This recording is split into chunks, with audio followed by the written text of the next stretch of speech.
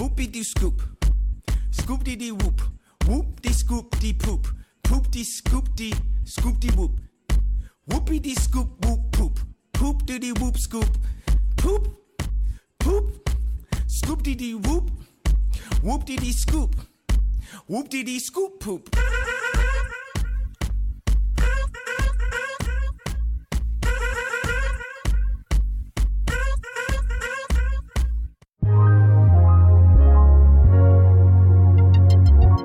In these crazy times, the world just needs a hero to help cut through all the noise. Well, now you have two.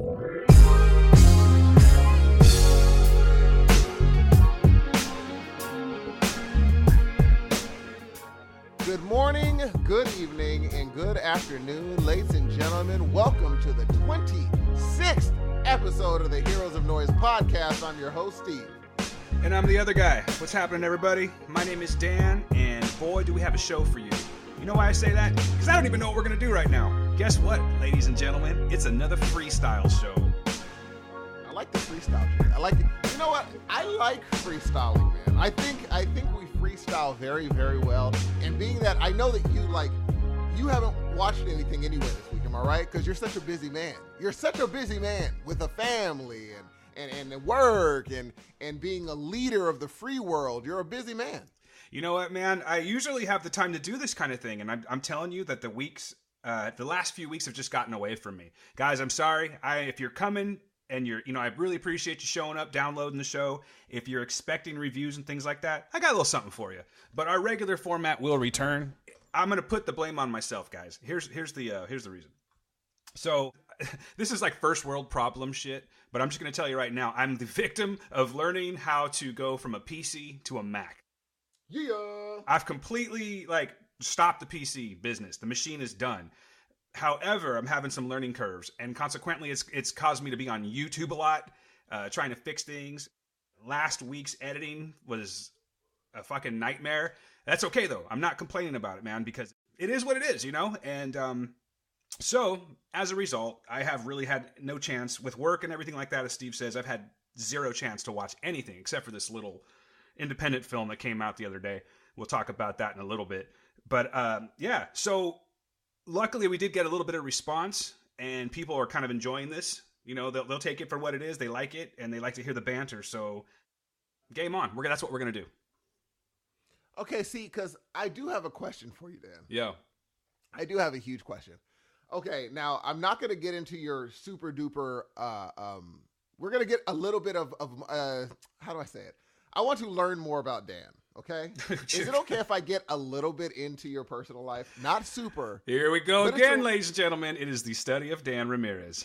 It's a very interesting thing. Okay. So you new listeners don't understand that Dan is a living dream. Let me tell you why. That's insane.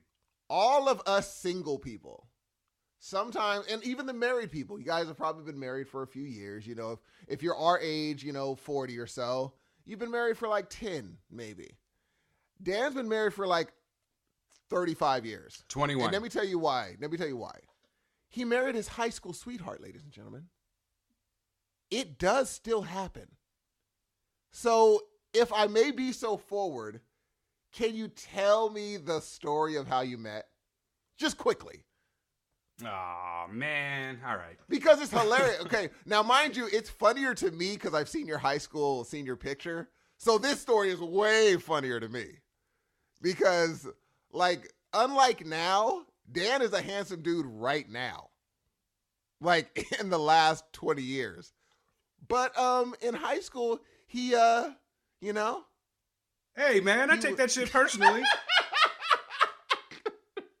Easy, cornrows. Easy. Look, I'm just saying, I'm saying right now, dude, you're killing it for the last 20 years, Jay. But you got to admit, pre-20 years, Jay. You know what's funny is I thought I looked good as fuck, though, back then. That's what's really funny. But there was no action. All right, let's see.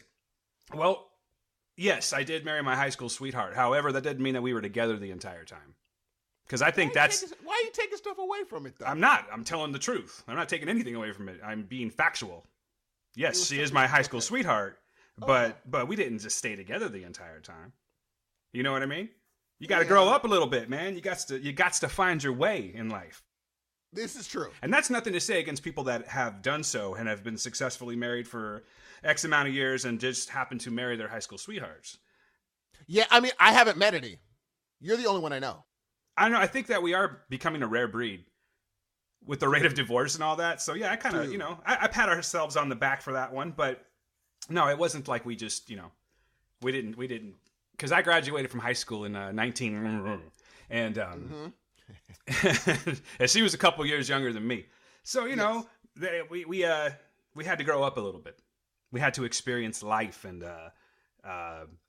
when you go to the grocery store, you go to the produce section. You got to feel the fruit. You know what I'm saying? Got to make sure you got a good one. Okay, but like do you believe in the whole love at first sight, or do you think it's you think you love a lot of people at first sight, but then one of them, when you talk to them, you have a connection? Or did you see your darling and you were just like, have we said her name before?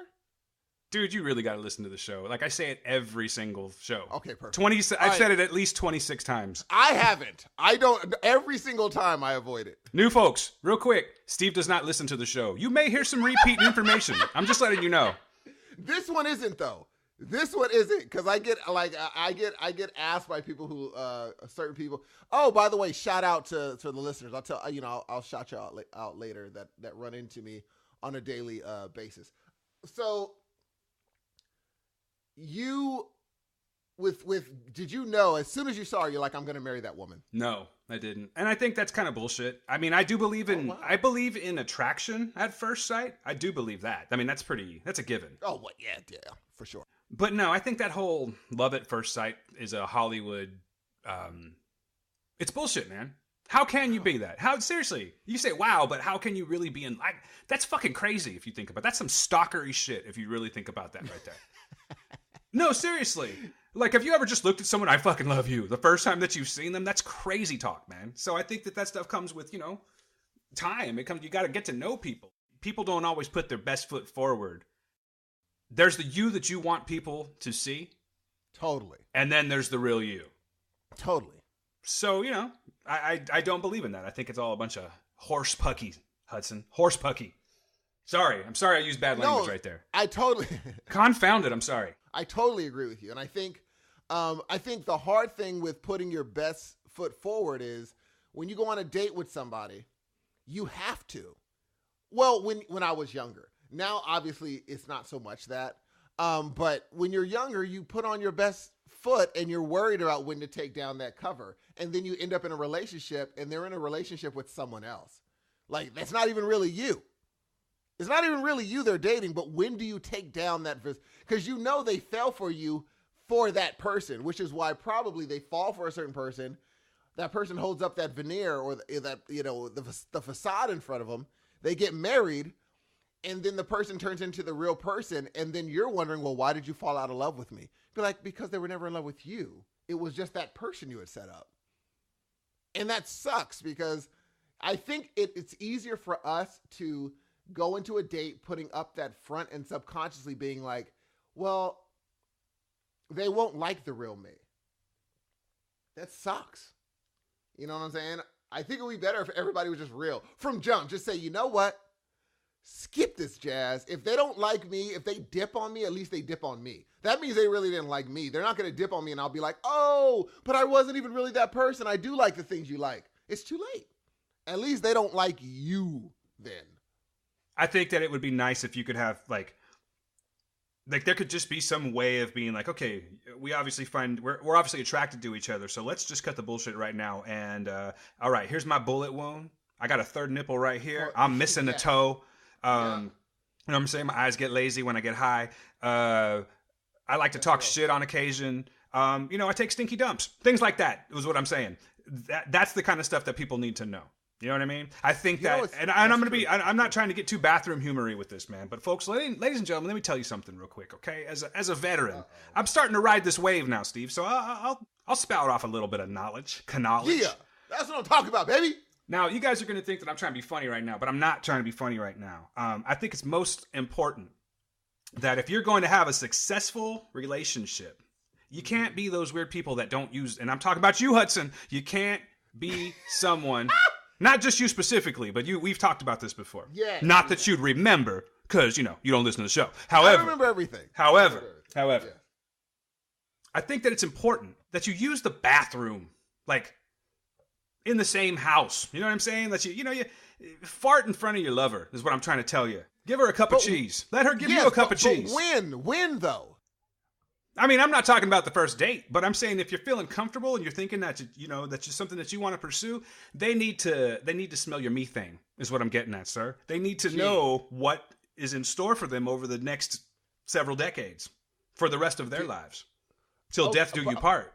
I know a lot of my friends, the male friends I got, they'll fart and do all that stuff in front of their wives all day, but their wives don't do it in front of them sometimes. Yeah, and man. I'm like, okay, but maybe it's a thing where it's like, no. And I think I'm the other side where I just won't do it. Why? I just won't do it. I don't know, G. It's a thing. Like, I don't understand, because it's like, for me, I'll even, I'm weird like this. I will get 2 hotel rooms, G. I told you. We've established that one. And that's real talk, because I just won't. That's weird. I mean, honestly, if you have to get 2 hotel rooms for something like that, then why even bother? That's all I'm saying. It's true. Why not just redesignate the situation to a booty call? I'm going to get some booty this weekend. You know what I mean? Because what's the point? That doesn't make any sense. If you're just out to have a good time and you want to waste your money on an extra hotel room, fantastic. But that's not going to lead to anything. It is weird. It is a strange thing. I need to get over it. I just don't know how to get over it. I don't know how to get over it. It's a little bit weird, dude. I'm just being honest with you. Now on the flip side, though, I'm not saying that you got to be walking around every day like, hey, honey, guess what? And yeah.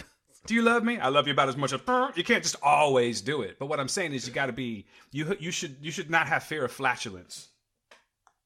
You know? Mean, dude, you haven't been married until you do this one. Hey, can you bring me some toilet paper? Like, anyone that's been married, has done that. You know what I'm saying? Yes, I did all that stuff. Okay, when I was married, totally open with it. But I don't know it I think when I crossed the aisle, which I'll never do again. So I think that was the time where I just got super comfortable with it. Nope, I wasn't. I still wasn't. No, man. I still wasn't dropping deuces, though. I think they should be like, I now pronounce you man and wife.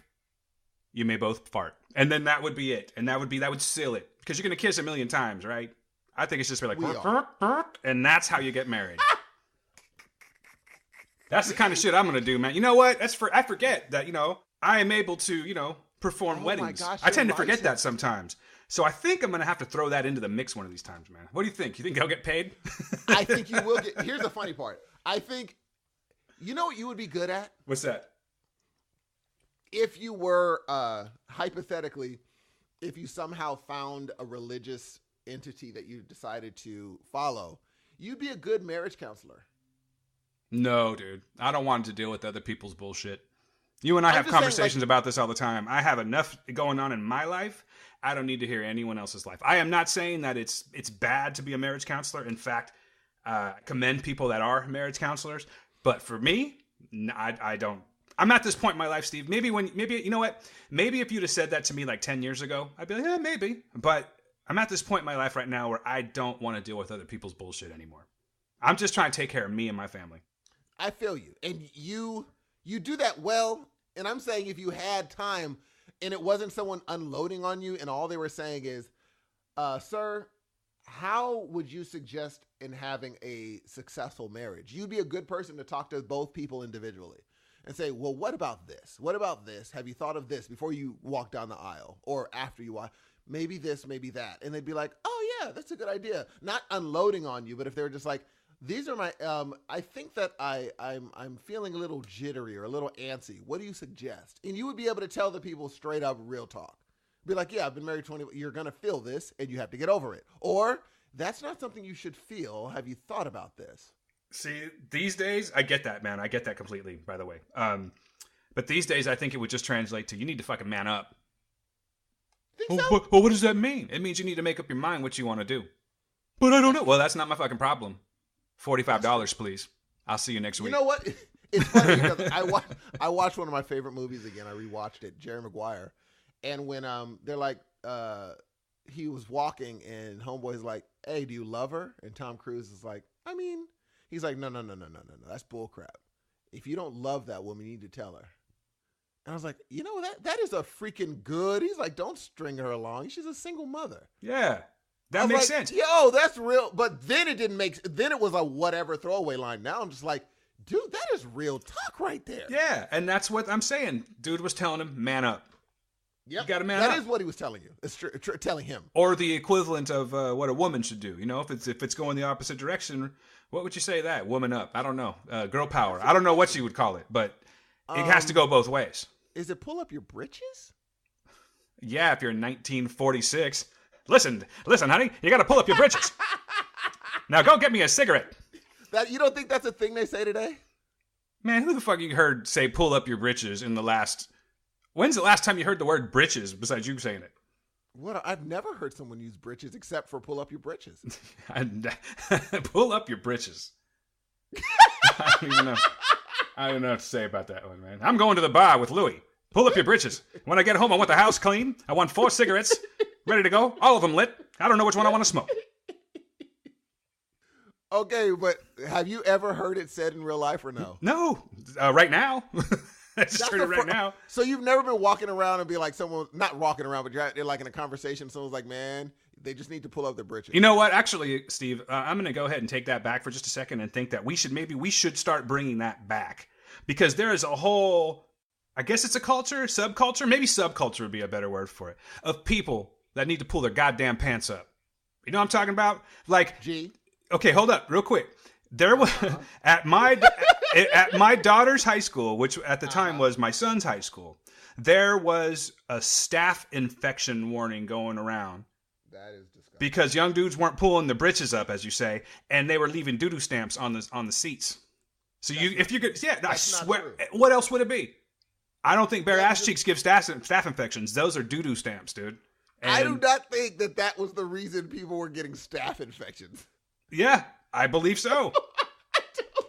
I do. I really do. This sounds like an old wives' tale, G. Hey, man, the facts were there. They were testing the seats and everything. They were finding fecal material on the seats. That's gross. But that could be from not washing your hands after you take a deuce. Nah, man. That comes from wet farts, dude. That comes from wet farts. Gee, here's the thing. If I'm even butt naked on a seat, and if I'm leaving doo-doo stains on, that means that's not a pull up your pants situation. It means wipe your ass. Exactly. That's not happening. Tell the kids, number one. But if you pull your pants up, you've got a whole extra layer of protection. But that's not my issue. I would first start with the wiping your booty, bro. I think that's the numero uno. It's a whole problem. We got to start from scratch. And then we'll go later. Now, I have seen a lot of kids, and the weird thing is they do it with skinny jeans. How do you do, like, I remember when skinny jeans came out, and I was like, that looks weird. Then when they started sagging skinny jean, I'm like, well, we are, what is it called? We're looking through how's that saying go? We're spying through the looking, what is that? Yeah, but what does it mean? We are now blah, blah through the looking glass. Like saying... I don't know, brother. But you have heard it, though. Oh, yeah, through the looking glass? Okay. But now... I'm not sure. This one's on you. I know what you're getting at. Sure. I heard it more than pull up your britches. Real. I'm sorry, I'm feisty this morning with you. I don't know why. He bought me an outfit. And yeah, Jay. And what happened was I tried it on. I came out and I looked in the mirror and he looked at me. He was like, yeah, that's it. Is your ass hanging out of your jeans, Steve? And I looked, I was like, man, G, are you sure? He's like, yeah, no, you're I was like, no, you're good. So I'm like, all right, I'm gonna wear these to the gym and see how this looks. I felt really uncomfortable. Joggers. What do you mean? Are they kind of like a little bit tighter, like sweatpant type thing, like running pants? Yes, those things. Yes. But they're not the super tight ones, right? You know how like dudes are wearing like the long shorts with the leggings underneath them at the gym. You know what I'm talking about? Those aren't.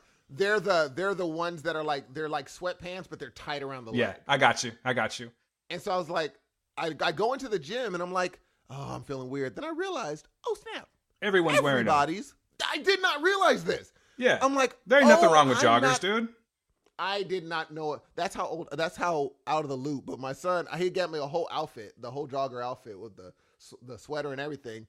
And he's like, that's straight. I'm like, Maj, are you? He's like, no, I'm good. You're good. No, straight up. I'm like, oh, Maj. And he's just like, this isn't like groundbreaking what you're about to buy. You're not. I took ground floor, but he just said, you need a new suit going to the gym, G.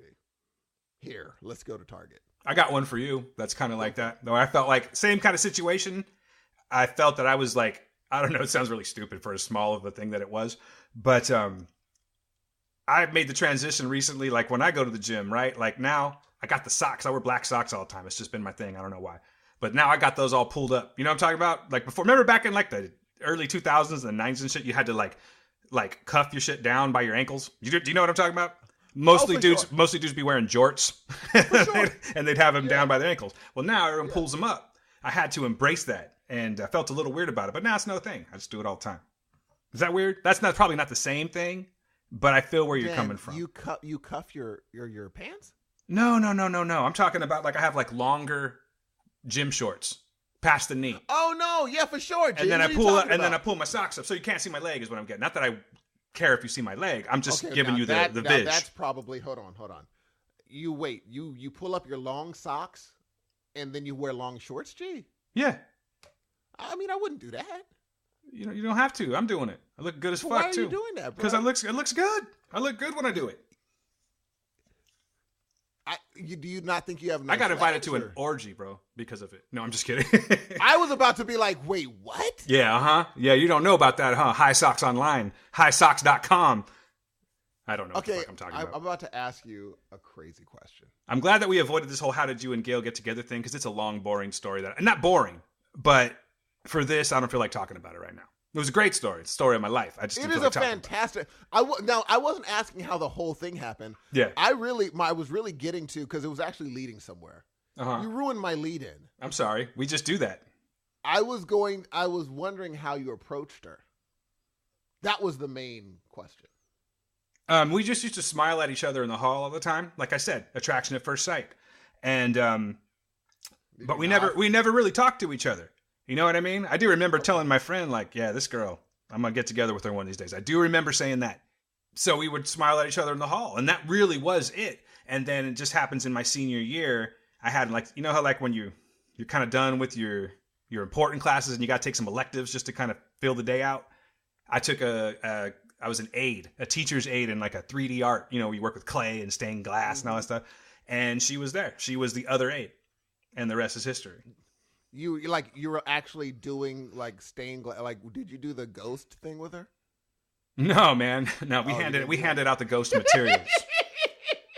We handed out the ghost materials, brother. Okay. I did stand behind people when they did the clay and sing the Righteous Brothers to them, though, which was a little uncomfortable. That's good. I like that. Yeah, now, that led to, I don't think there's a way, now with the online thing, there's no way to approach a woman without it could totally be taken as a creeper. I think that is where we're at now. You're a creeper now. If you just approach somebody? Totally. How is it not? Now, I'm saying if she's not attracted to you, how is it not creeper status? I don't know, man. I feel like I've really lost touch with how things are done that way. Oh, I already know. It's an online thing. They'll hit you up. They'll find you on Facebook, or they'll find you on Twitter, or they'll do something like that. Or they'll hope you're on Tinder, or they'll hope you're on OkCupid. But like going up to a person on the way to their car and be like, "Excuse me, ma'am." Oh, automatically she's at a. Whoa! What are you doing? It's really weird, man, that I've missed that whole. I don't know how much I'm assuming that you have more experience with this than I do, but I just find that whole Tinder and online dating, it's a trip. Like it's just something that I missed completely. Like it wasn't even a concept when I got married. Do you know what I mean?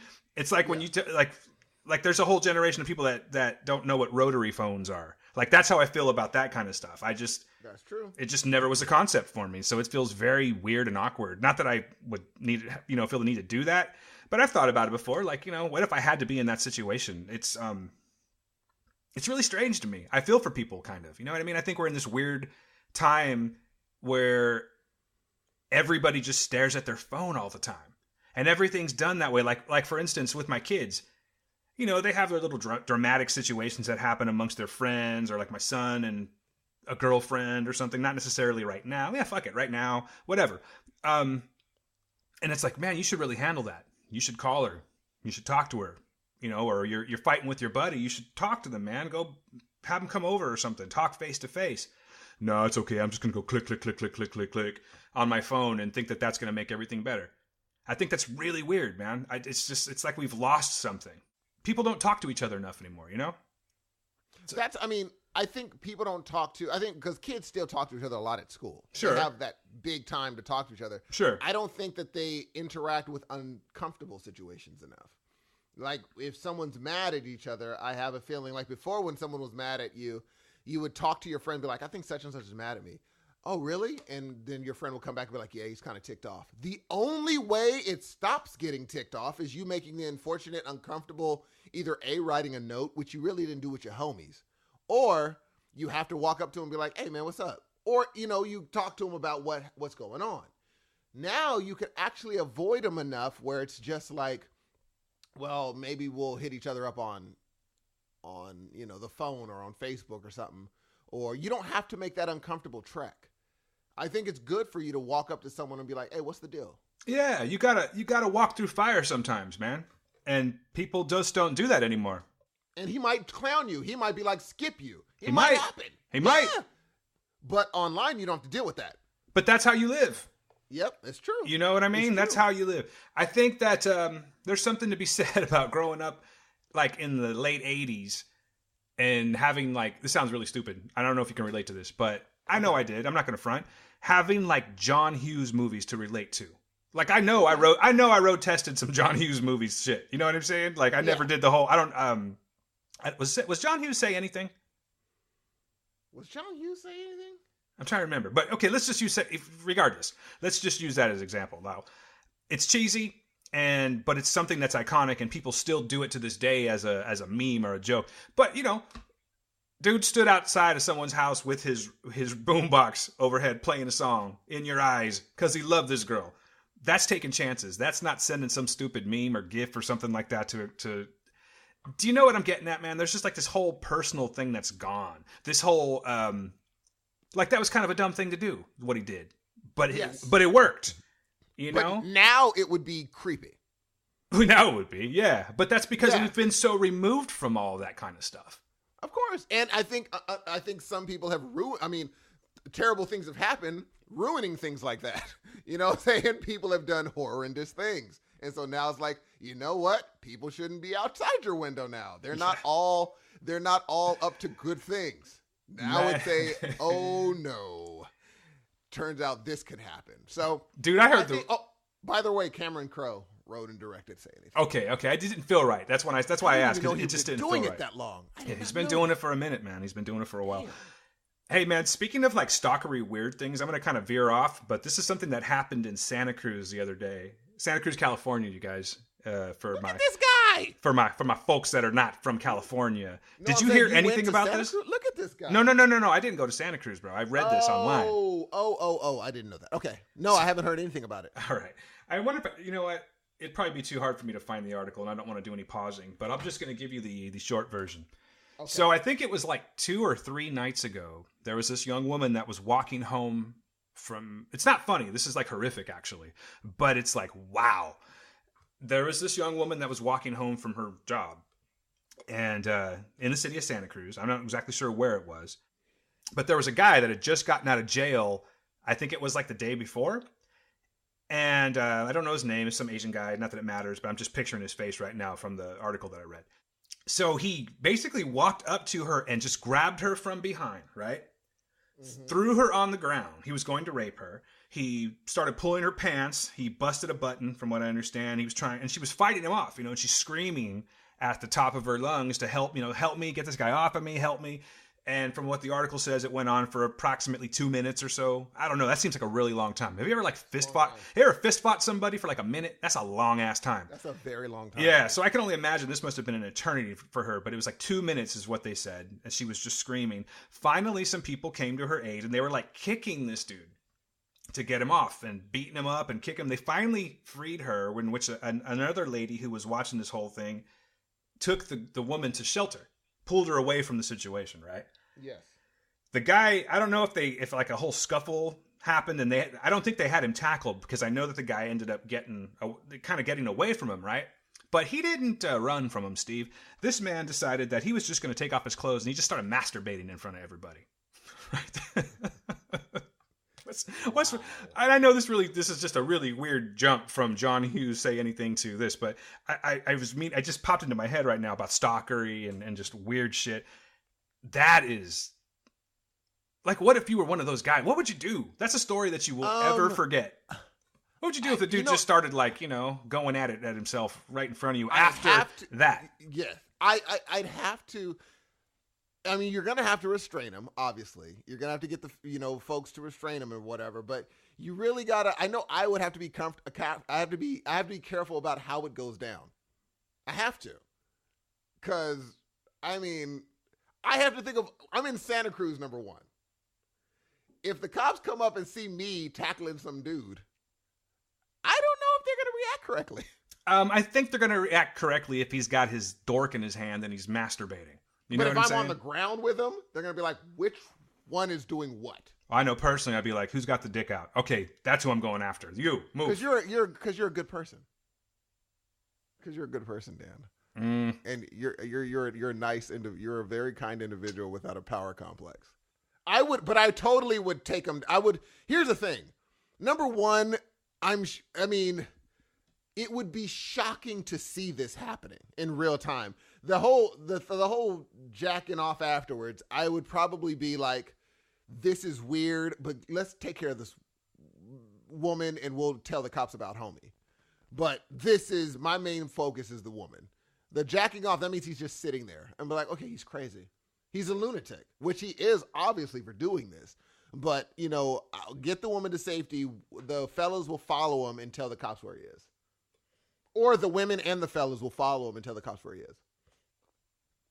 I don't know, man. I think that I would probably I'd have to what the hell is the name of that movie, man? I'm drawing a blank right now. They're making a part 2 of it right now. Oh, sorry, The Equalizer. The Equalizer.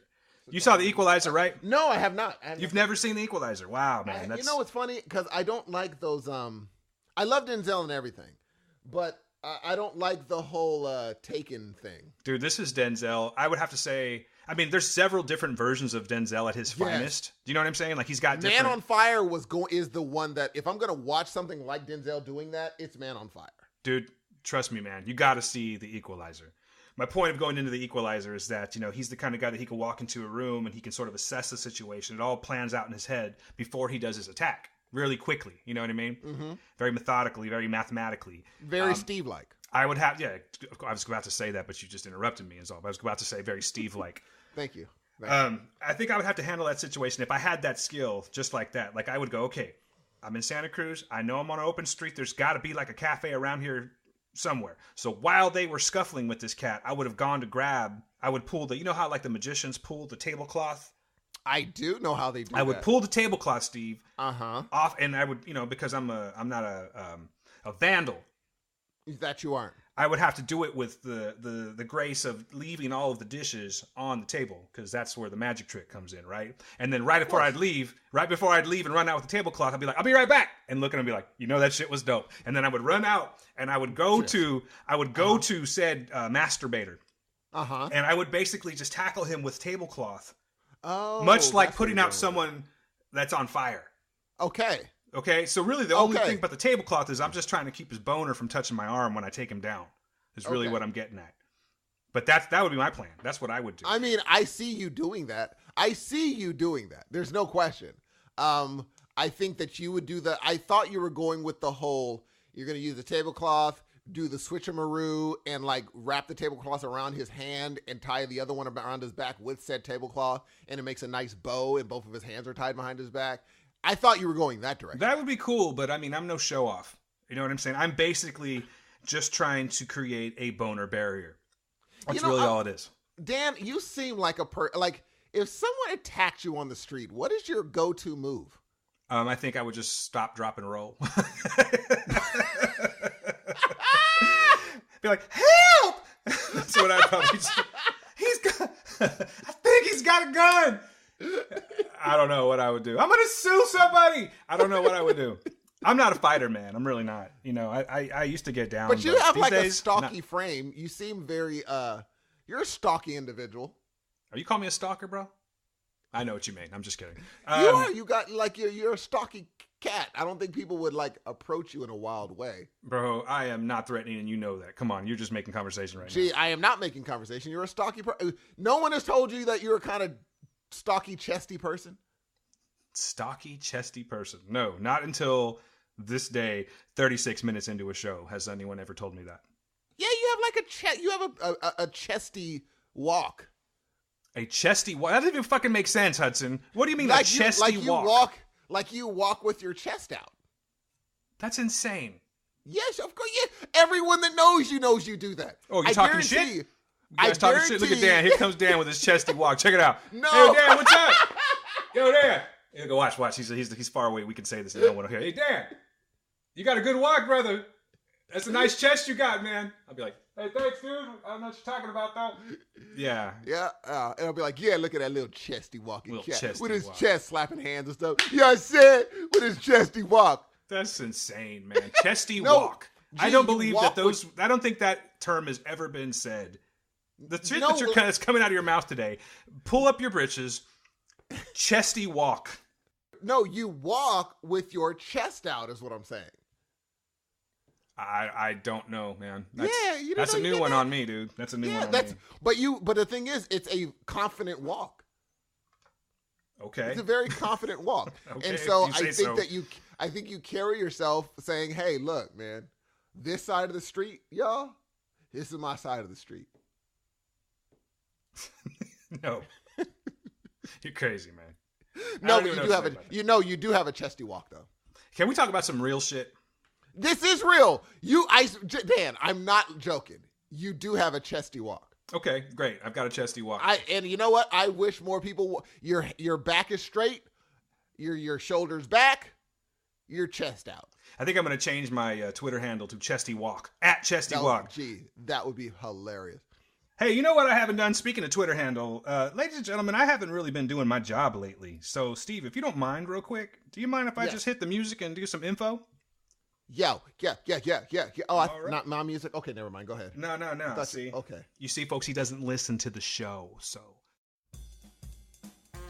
Ladies and gentlemen, what is happening? Welcome to episode 26. Welcome to, I think I'm going to call this episode Chesty Walk.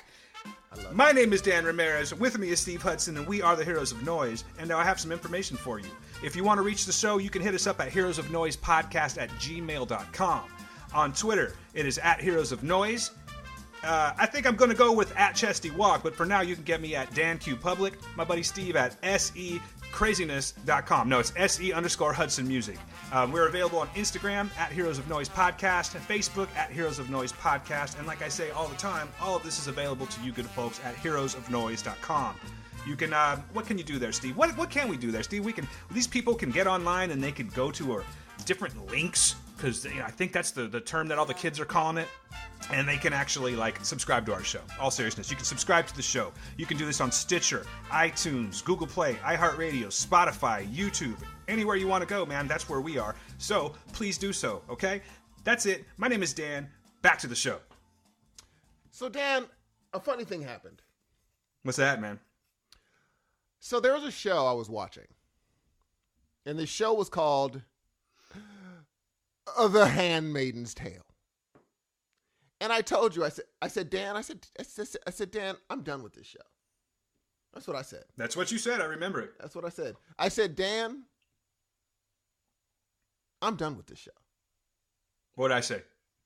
You said, Steve, I'm done with the show too. I didn't want to ruin it for you. But yeah, I stopped watching. I remember you saying specifically you didn't want to ruin it for me, so you didn't tell me. So I said, good. I left it alone. I happened to be gifted a Hulu account for a second. Mm-hmm. And we're so ridiculous as human beings that I dumbly couldn't find something to watch on Netflix. I dumbly couldn't find something to watch on demand, Cinemax, HBO, Stars, everything. And I'm saying this being silly because there's tons of stuff to watch. But me flipping through stuff, I'm like, and I finally turn on Amazon. I'm like, and I turn on Hulu. And I'm like, I'm watching Men. Did you smartly turn it on? Yes, I smartly turned it on. Okay. And Smarter. I sat there and I was like, okay, look. Let me go ahead and watch one more. Because you know how you're on your way out and I'm like, I don't want to get invested in anything because I'm on my way out somewhere. So I start The Handmaid's Tale. Oddly enough, I apparently stopped this show right when it starts getting crazy dope. Dude, I imagine that that's the case. I mean, it's... What are the chances? It won awards. Was it the Golden Globe, I think it won, for Best Original Story? Or like it was like the first... There's something significant about this one. It has to do with... I think it was like the first streaming television show to ever win an award. Oh, I didn't know that. Yeah. I did not know yeah. that. It's such... It got nuts, bruh. And you know what's scary? Now they're spending more time in the what happened beforehand. And it was just like us living now. And I'm like, it really, considering our time right now,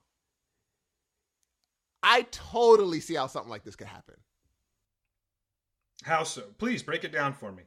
Because there was a time where I thought that our country was a country of people that are just like, nope, there's going to be a huge amount of people that will rise up against power. Now I think there are people that are going to try, but there are also a huge, massive part of the world that's okay with whatever power does. And that's all you need. You just need a good enough number and the army behind you to make things happen. You'd be surprised at how many people would just, when an army tank is in front of their house, would just shrink back. I would. What do I do? What do I do with Maj behind me? I'm just going to sit there and be like, okay. What do I have to do for you not to kill my son? And next thing you know, the whole country falls in line. Bring him into Sector 5. Mr. Hudson. The light goes into your eye. You're in a dark Yes. room, and that's all you see is just a light. And they're like, we have selected you specifically to help carry out a more utopian society. And by doing so, we are stealing from your genetics. Therefore, your assignment until the day you die is to procreate with every woman we put forth in front of you. What do you do? No, I can't. You know what's silly though? It's not silly, but every time something like this comes up in my brain, like saying, hey, what would you do if it came down to it? They're just like, not en masse, but to you. Hey, Steve, it's just going to affect you. I need you to do this to the detriment of the future of the world, right? Right. I always think of ancestors. I'm like, if I said, okay, I will do whatever you want, right? For myself. Now, mind you, for my family, there's different things. Like for Maj to live, there are certain corners I'm going to have to cut. But if it's just me, I have to think of, okay, what would Martin Luther King say? What would my ancestors say? What would the people on those ships look forward and be like, Steve, bend the knee? Or would they say, gee, freaking take a stand for something? At what point do you stand for something? That's what I would think. And I'd be like, well, I guess this is my time. But if it's my son now, I now have to think about a whole human being. So guess what? I have to suck it up. But if it's just me, even though it's just like, well, this works better for me, but what does it do for those who are oppressed? What does it do for the women? Are the women liking this? Of course not. So I now have to stand for them. And the thing is, the reason that it's in my head is, bruh, life in this world, in this country is crazy, bruh. It's nuts. I didn't think we'd be where we are now. Not saying it's going to get there, but there's going to be a time in every person's life where they have to make a stand for something. Are you going to make a stand or are you just going to shrink back? And in that situation, I know that they're saying, hey, dude, homeboy, come on. You wouldn't mind procreating, would you? They know it's easy for me to be like, okay, fine. But I mean, geez, dude. I mean, I think I would hope at least a good percentage of men would be like, what are we doing? Like, does this seem right to you? Or would most dudes be like, skip it, I get to bone? Or is that going to be the thing? I just want to be like, gee, that doesn't seem like we should be doing this. And that's a really good question, because even though you'd be like, okay, you know you're getting the winning card. You know it, kind of. You're getting the winning card. Even though you're just like, well, this guy over here is forcing me. I wouldn't be here, but homeboy in the back room is forcing me, so let's just get this thing done. No. It's a we know we're getting the winning card. I'd be like, if it was me, they'd be like, Mr. Ramirez, not yet. Put your pants back on, sir. I'd be at the vending machine. You guys got Viagra up in this bitch? By the way, I want a t-shirt that says hammer dropping. That's what I want. And let's see, what else? Hammer dropping? Yeah, because I dropped the hammer. And then also, wow. What else? I think I'm going to need several bottled waters and an ice pack. And I'll be ready to go. Maybe just a little bit of not Crisco, because that's gross. Maybe just give me some nice water-soluble lubrication, because I don't want to get chafed. Where do I sign? Now, why the ice?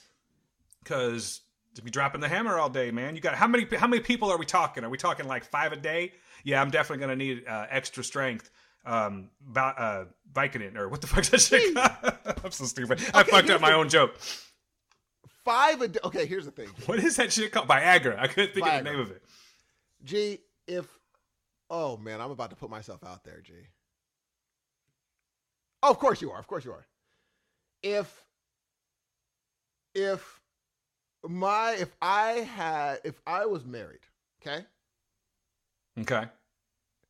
And they were like, welcome, Steve. You've just made it into the $5 million whatever the deuce at my front door. And I was like, oh, wow. And my wife was like, oh, wow. And he's like, the only thing you have to do to win this money is in the next 2 hours, in the next hour, have sex 5 times. Could I do that? Are you asking me? Like, are you asking me? The answer is no. I couldn't do it. I could not. When you just said 5, what was it? 5 women. I'm like, I couldn't. There's no way I could do that. When's the scenario going down? Like now or 10 years ago? I'm saying at this. G. Oh, now I'm just saying. Okay, G. No. I'm just 10 years ago, I still wouldn't be doing 5 times in an hour. I'd be like, I'll give you 3.5 times. 3.5 times. What's the half though, dude? I just finally give up. I'm done.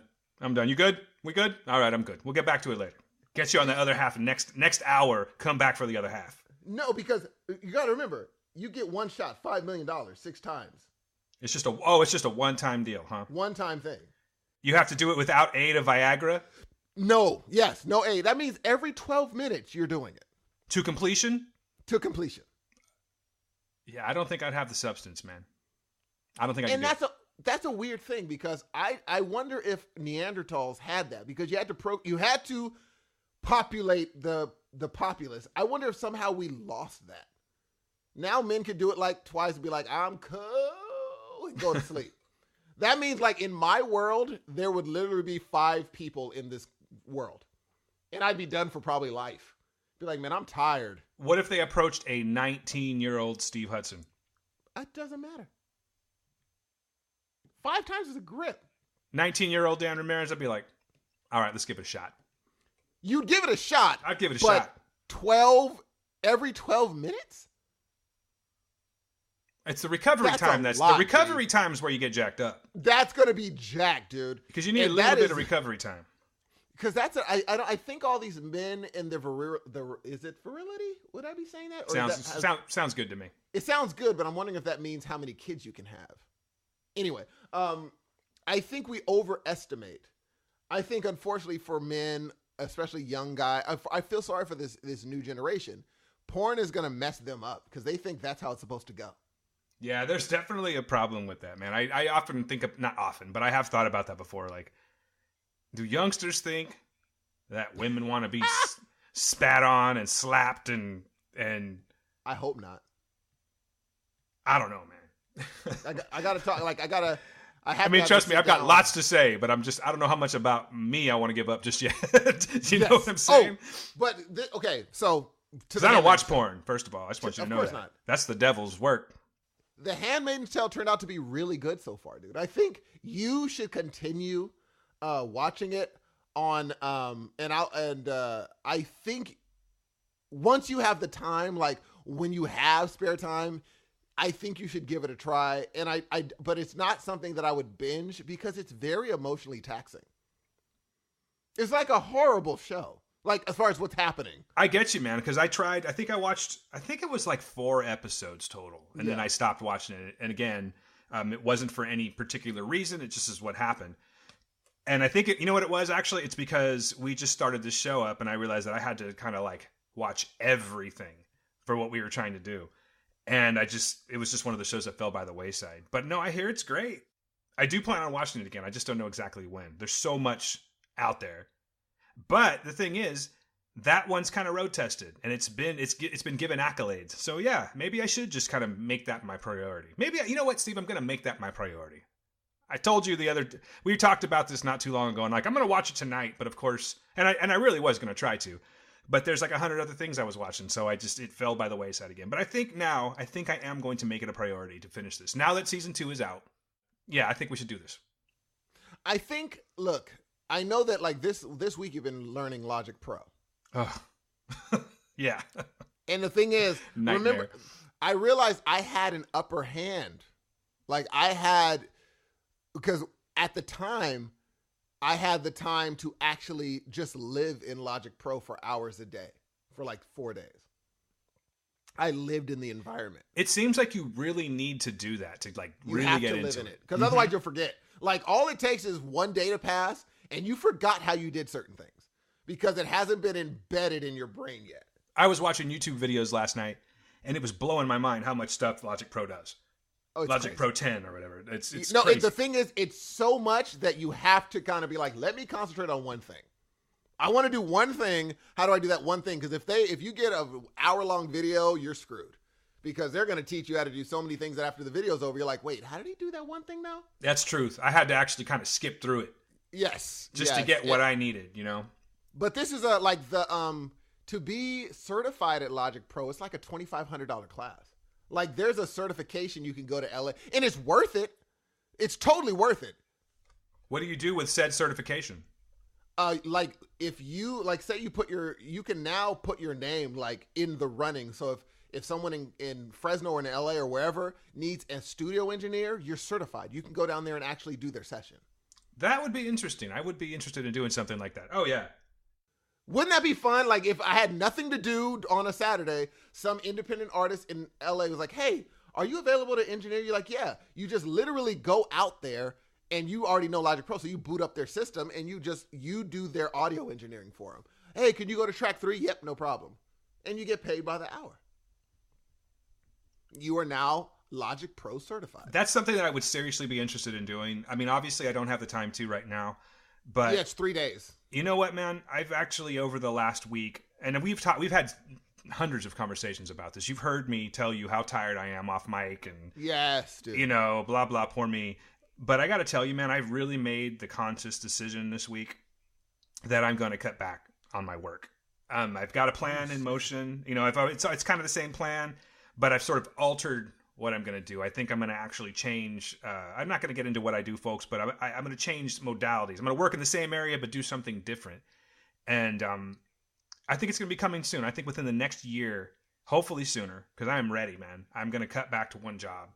Money's not everything. I'm not a money-driven person, but I do have kids to put through school and all that stuff. But dude, I'm becoming a little unhappy. I'm not saying like depressed. I'm just saying I'm watching life just fly by me. And it kind of gets back to what you're just talking about. I didn't go off on such a tangent. I'm coming back around to Logic Pro. Like, I would love to do something like that. I would love to get certified and be able to do said trips to, you know, LA or whatever to help someone out and to work in a studio. I live for that kind of stuff.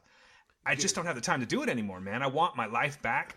I want to get more into podcasting. I want to be able to say, hey, this is what I did this week, folks, every week consistently. And sometimes life, unfortunately, guys, just doesn't work out that way, man. I wish I had the time. There are some shows out there that do things that are similar to what we do. And I don't know how the fuck they do it. I really don't understand. Like, you have to be... I don't want to sound like a dick when I say this, but it seems like that must be your entire life. Do you know what I'm getting at, Steve? Like, some people go so hardcore into it and are able to do so many multiple things. I'm envious of that. Very envious of that. It's just like, it's unknown to me how they do that. And I'm jealous of it. I want that. I want to get my life back, man. So I think I'm going to actually cut back on my work here really soon. And it's only going to improve this show. So for those of you that give a shit, stay tuned. Stick with us. On my side, I'm going to be doing things and Steve will always be doing, like, you're always down for the ride. You know what I mean? You're always down to improve on what we do. And I want to put forth more effort into this and into my life and into everything. Even our friendship, man. I want to be able to hang out and not just always do things at work or via podcasting. Did I go off on a weird tangent? Like, no, did I just give you a little insight into my heart? I don't know what I just did right there. No, I think I think it's an important thing where, like, there's a quote, dude, and I'm going to butcher it, and I just don't know. I don't know exactly what the quote is. The quote is, they said, a big enough why can overcome any how. And I was like, that's freaking true. If you have a big enough why, like, why am I going to do this? Any how is just going to be, hey, whatever. How I'm going to do it is a bullcrap thing because the why is so big. I want to do this because this massive reason. Yeah, I got a huge why, man. You have a massive why, so the how that's just not even a big deal. Because your why, what you just told me, I'm like, dang, that is a big why. So the how is not going to be a big deal for you. I had a conversation with someone the other day who was telling me that their spouse gave up like $50,000 a year. That's a huge chunk, G. Oh my God, that is a salary. That's a separate good salary. Yeah. Well, this person makes crazy money apparently, but they gave that up, or I don't know. That's, you know what? It's their circumstance. I'm not going to get into it. I'm just talking about the numeric, what they gave up. But they're happier. You know? That's the thing. But you got to learn to be happy with what you have at that point. There's things in my life that I still want to do, and it's just like, I've been balancing the whole, I think I was getting a little bit money driven for a while, even though I say I'm not. I think I was getting a bit money driven, and I'm thinking I needed to dial it back a little bit. I kind of have everything that I need for the most part.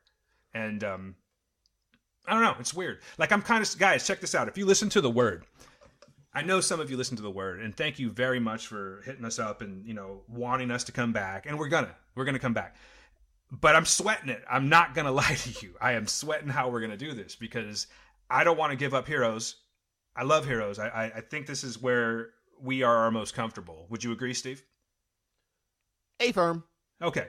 A firm. But I don't know how we're going to do it because, see, the thing is that Steve, it would be one thing if Steve and I had the same work schedules, but we don't. We are complete opposites. So it's very... Let's just say that we put, and I'm not asking for, pats on the back or thank yous or anything like that. I'm just being real. It's a little hard to do this sometimes, it really is. And it's hard to line up our schedules to do this. We have decided on Sunday being the best day for it. It gives me time to get my work done. It gives me time to hang with my family. And then we have this window of time that we do this. We are going to have to extend said window to get this done.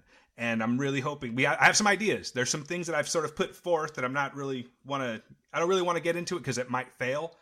There's no proof that it's going to happen, but, and I'll explain it all on the show if it does happen. We may have to do this. I think our format's going to change just a slight, tiny little bit when it's concerned with The Word, but I'm going to do my best to get it done for you guys. And I know Steve's going to do his best to get it done. And, but I'm sweating it a little bit, G. I don't really know how we're going to go about this just yet. Neither do I, but we always find a way. We do. We find a way, as does life. I'm hoping that I'm married when all is said and done. I know it's only a 13-week season, and it's doable. But I'm just hoping I'm married when I'm done. You will. Here's the thing, G. She got with you during that high school photo. She's not leaving you during that. You're fine. You're fine, dude.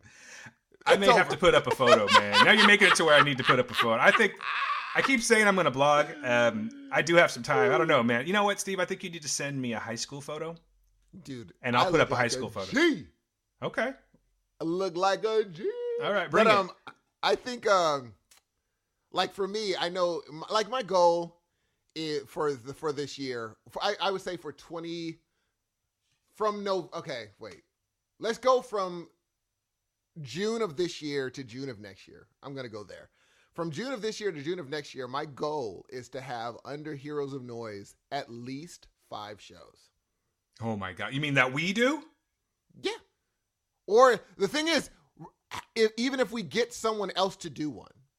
Yeah, it's going to have to branch out. There's no way in hell I can do 5 shows. I want to do one for the boys so bad, like so bad. And I guess actually it should be easy as long as it doesn't.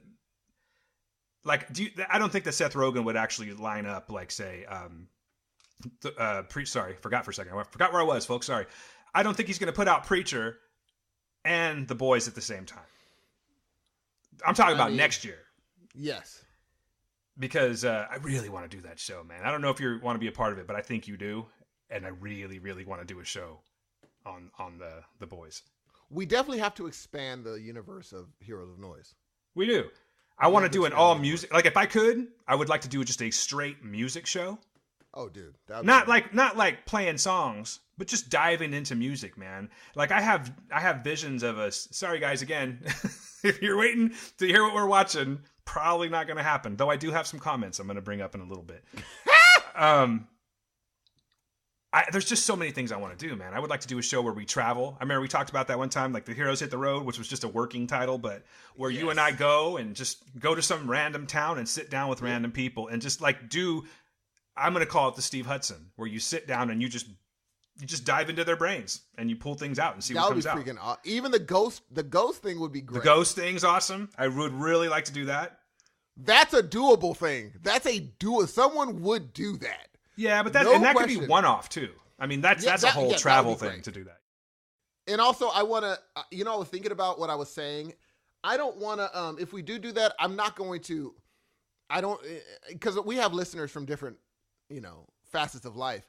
I wouldn't be doing it making fun of the Ghost Chasers. Like making fun of what they do. Yeah, not a mockery. Totally. Yeah, I just wanted to make that clear because as much as I'm like, oh, they got it, sometimes I can come off a certain way. So I want to make sure, but like, I wouldn't be doing this as a joke. I'm saying that I would need to see it in order for me to be, that's all. Anyway. I think my whole experience with it would have to be something to the effect of like us going in, not for the purposes of debunking. No. And not completely like, okay, we're going to get ghosts. No. These are the facts, or this is what the story, these are the stories, these are the alleged cases that people have experienced. Sorry, I don't think that was proper English, but you know what I'm saying.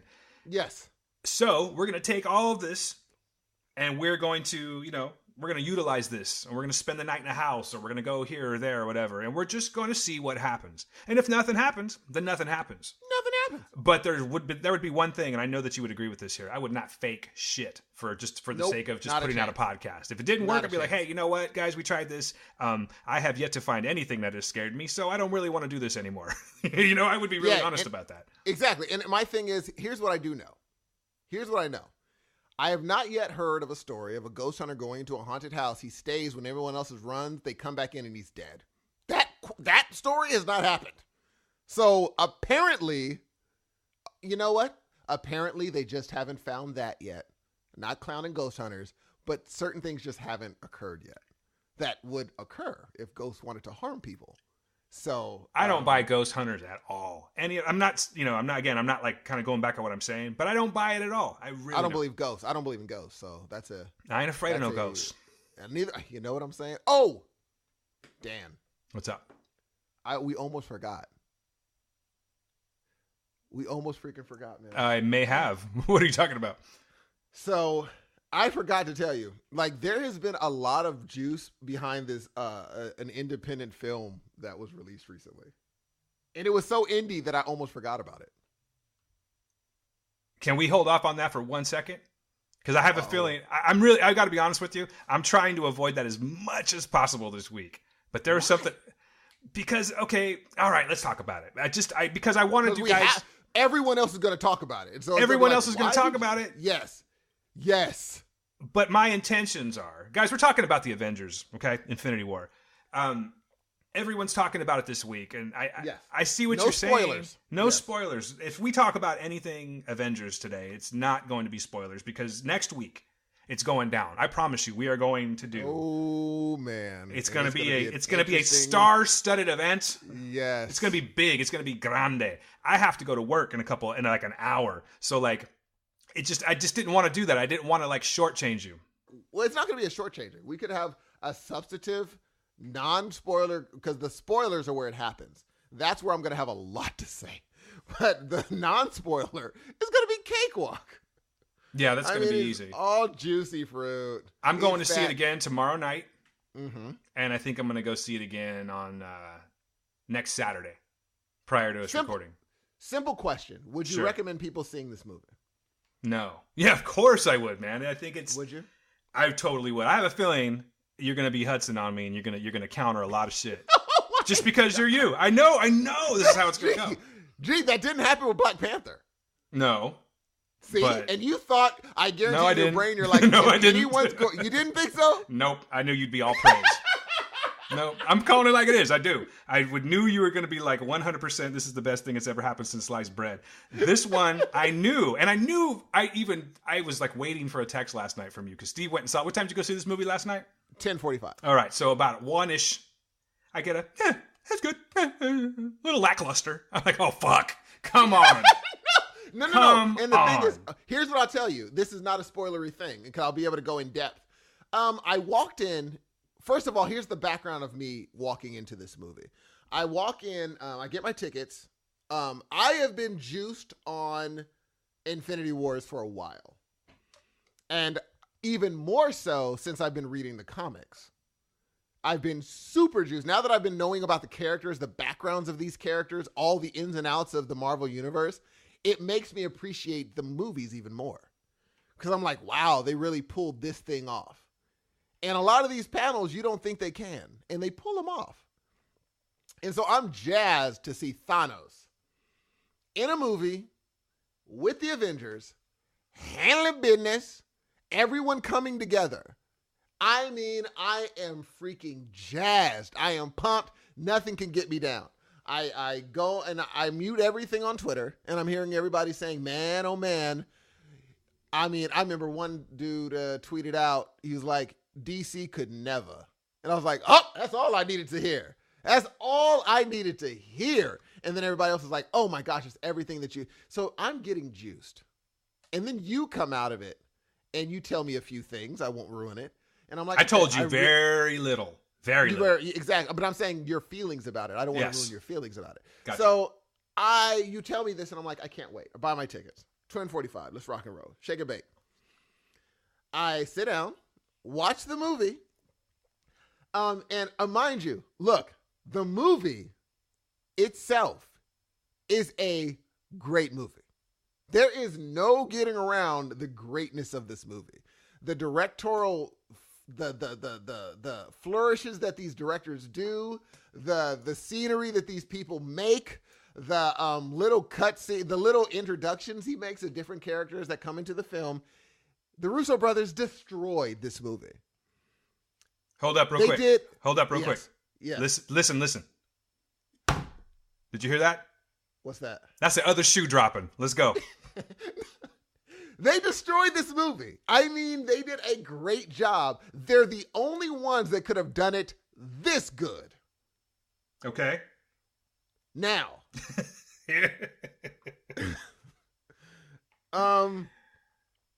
I agree with a few of the people. After I watched it, I looked up a few. I unmuted all the. I'm glad I muted those. G. You're gonna have to show me how to do that. I have no idea how to mute. Ooh, I'm glad I muted those hashtags because I unmuted it, and boy, oh boy. And so I got a few reviews, and I agree. I think when everyone watches this movie, it's not going to get the reviews that the other Avengers got. Because the tone is different. I don't think that they didn't prepare watchers for the tone. And as much as people are like, just going to see the movie. No, the goal is to prepare people for a tone. The Quiet Place. What if they would have said, The Quiet Place, ladies and gentlemen, a great, fun-filled family action movie that you're going to love. And people walked in, and then they walked out saying, well, that's not what I wanted. And then The Quiet Place people were like, well, you should have just enjoyed the movie. Be like, yeah, but some of it is the way you marketed this movie. You marketed this movie as a thing. The movie is really good, but I wish you would have told me that this was A Quiet Place. I wish you would have told me that was the movie I was coming to watch. They, in my opinion, are not preparing people for the movie they're going to see. And I think that's genius.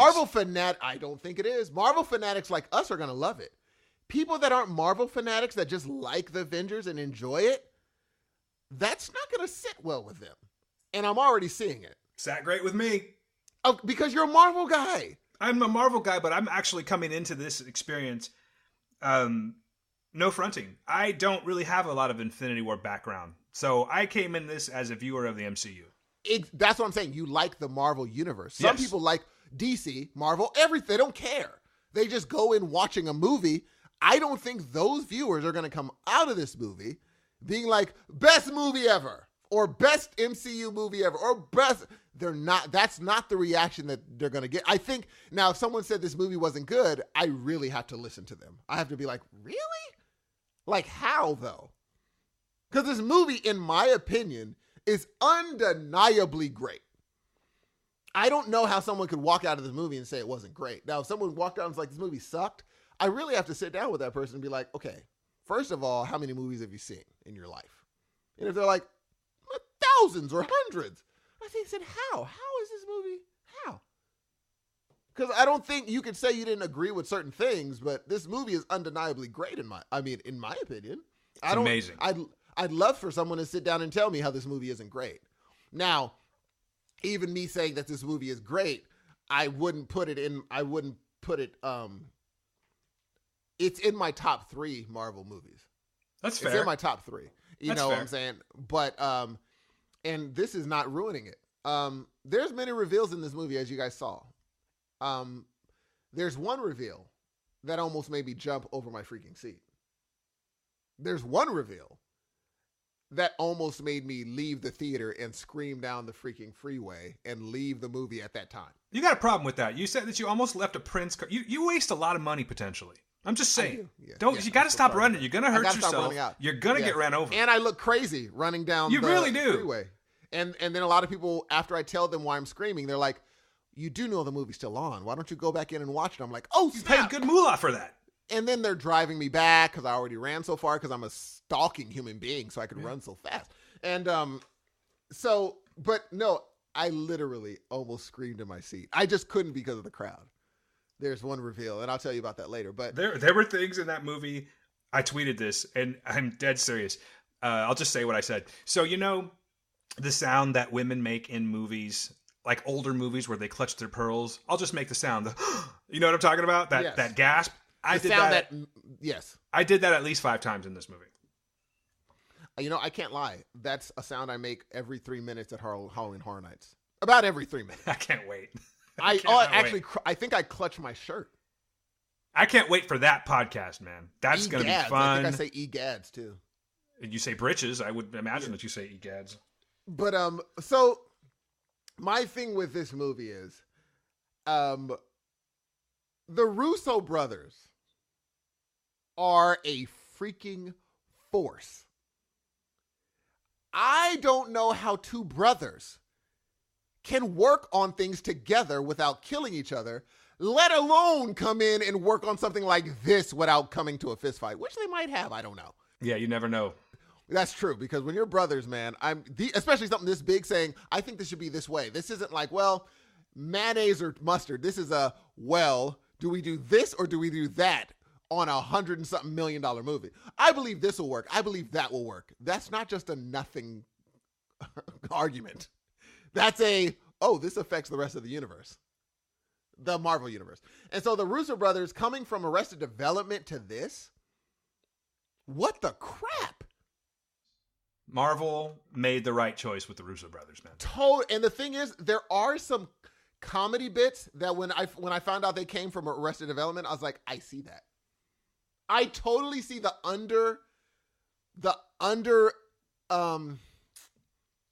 the sly comedy that Arrested Development have, I see that. Yeah, there was some very dryly executed. I think I'm saying that correctly. Like, delivered. You know what I mean? The way that the lines were delivered were very dry, but they hit the mark 100%. Perfectly. And I could see Jason Bateman saying some of the lines. I'm like, oh, I can see that. I can see, like, a lot of the Chris Pratt lines, I could see Jason Bateman saying this. Dan, I can honestly say, Marvel is working at such a high clip. Like, they're working at, they're so good that me walking out saying, certain things, which we'll get into next week, certain things I was bothered by and I didn't like, there's nothing that touches it. There's nothing that touches it. As far as Marvel movies go? As far as Marvel movies, there's nothing that touches it. Then may I ask a question? Yes. Why is it in your top 3 then, if nothing touches That's it? what I'm saying. I'm saying Marvel movies. I'm saying, and when you watch a Marvel movie, there's nothing that touches it. Oh, wait, so you're saying it's your top 3 movies of all time? No, top 3 of Marvel. But I'm saying Marvel movie. When I see a Marvel movie, even I could pick it apart, there's nothing that touches them. Like, at their worst, people can't mess with them. You're talking about Marvel movies in general then? Yes. Okay, gotcha. Because they're working at such a high clip. Understood. That if they fall off a little bit, their clip is so high that no one's even still messing with them. I was a little slow on the uptake, but I got you now. I'm with you. Yeah, so I would put it in my top 3, but overall, Dan, you loved this movie from beginning to end. I think that tell you what, I'm going to give you a very, very quick surface view of how I felt about this movie, but I'm going to wait until you're done. So how about, since you got the mic right now, don't break it down in a very, just like I said, in a very condensed form. What did you think of Avengers Infinity War? I loved it. You need more than that. More than that. Come on. I want to hear a little something. I loved it. I kind of already gave y'all everything. Okay, let me do a little breakdown.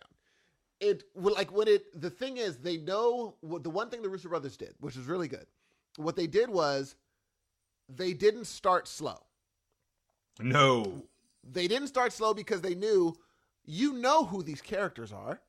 You know what they've gone through. You know what's happening. Why do we have to start with some, let me give you the story.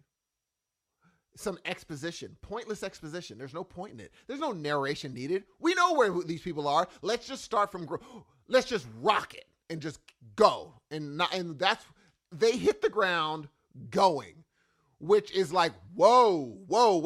Like, it goes. I'm talking about Marvel. Welcome to Marvel. Go. As soon as you see the Marvel thing. And I'm like, oh, the Russo brothers ain't coming to play today. And so it goes. And the reveal, here's what they did that was so awesome. The Thanos reveal scene, ladies and gentlemen. Ladies and gentlemen. Let me tell you something. In a 7-minute scene, they show that, because the rest of the movie, people are freaked out by him. In that one scene, you see why they should be. In that one scene. No, you're right on the money, dude. What he's able to do, you see, oh, this is bare minimum ground floor him. Like, it's like me walking into a gym, beating up everybody in the gym, then saying, you know what, I think I should start hitting weights one day. And so people are like, he's going to start hitting weights? That dude just killed everybody in the gym. You're going to give him weights now? So we meet bare minimum Thanos. And I'm like, oh no. Who's already like the biggest threat ever. Already the biggest threat ever. And I'm like, and I'll just say that. And so the rest of the time when they're just like, hey, dude's about to hit weights. And people are like, oh no, we don't want. And there's one person, they really let one person who you would least expect go around telling people, oh, no. You know, I saw him in action. And he's no joke. So they go from that. And honestly, everyone else, I love how they made it one person that interacted with him and him trying to explain to everyone else that hasn't really met up with him, this guy's dangerous. And everyone's like, yeah, but it takes them seeing this person to be like, oh snap. The only people that really know there's two people that are really, really scared of him. Everyone else is like, he's just another person we're going to take out. He's another bad guy. Another bad guy, but two people. And then they bring in a third that sees what he can do that says, oh no, this guy is a problem.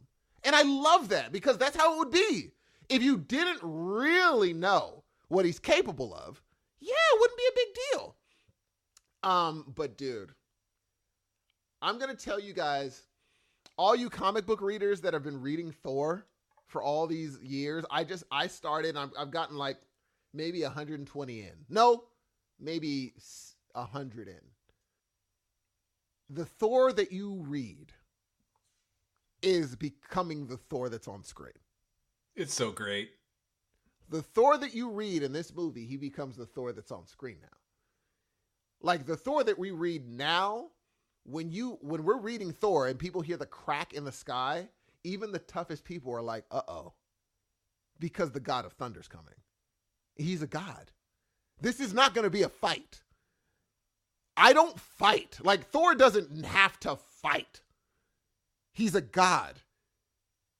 And in this movie, they show, oh, that's right. He's untouchable. He's untouchable.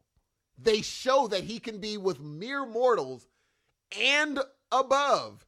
He's a god. And I think they use that to, and it's good because if he would have just been that way, there are no stakes then. They give him stakes that are so much more massive that it makes it, okay, that's a good stake for Thor. But then they have other people dealing with the other stuff. But the fact that there are stakes where Thor's existing now, you don't know what's going to happen because he's in these different places, these planets, these stars. So that maybe could hurt him. But if he was Thor the whole time, you're like, well, they do have Thor. But they didn't. It was just, the Russo brothers, man.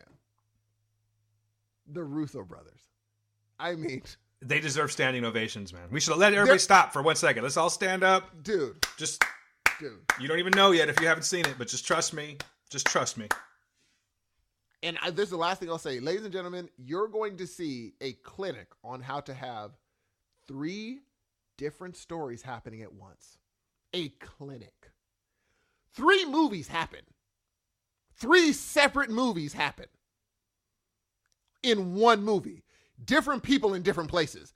Full movies happening at once. A clinic.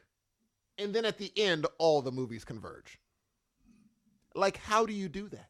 Normally, you would say they did too much. There was too much going on. I didn't even realize 3 movies happened until I walked out and I said, oh my God, 3 movies happened.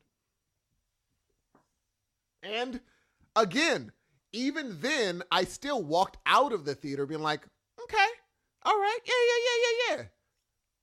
Because Marvel works at such a big tick. They're at such a high standard that this is what Marvel does. And that says so much for a universe, saying, yeah, we're great ground floor. That's where we start. We start at great and then go to amazing ever so often. Sometimes we just hit amazing. That's where they're working at. And so for the Marvel universe, like Kevin Feige, what is he? Like, he's a very happy man these days, man. He knows. He knew, like, when the world didn't know, he said, Black Panther's going to be humongous. Certain parts of Twitter knew. But then he came in and was like, oh, you guys don't know. I think he knew something. He knew, though. He's like, oh, you don't understand how many people are going to go see this movie. And he knew. And then he's already saying, if you think this Avengers is crazy, wait till 4. I know. Come on, dude. That blows my mind. That's going to be the one for me. I guarantee it. That's going to be the one that I was like, well, this is my this for Dan. Like your reaction to this one, that's going to be my reaction to that one.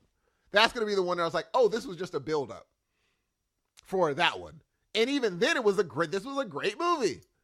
And next week, yeah, we're going to definitely get into a little bit more what I think that the viewers are going to be ready. We're going to crawl up inside this movie next week. And I'm calling it, by 2 weeks, you're going to start seeing the backlash when people walk out of this movie. Guaranteed. Because I heard it at my theater last night. That was not oh my gosh, what did I just see? That was not that silence. The whole theater, G. As they were walking out talking, I'm like, oh boy. They did not think they were seeing that. That's not the movie they thought they were seeing. I'm not sure where you're going with it, but that to me, yes. To me, that makes, I don't know. Go ahead. I'm sorry.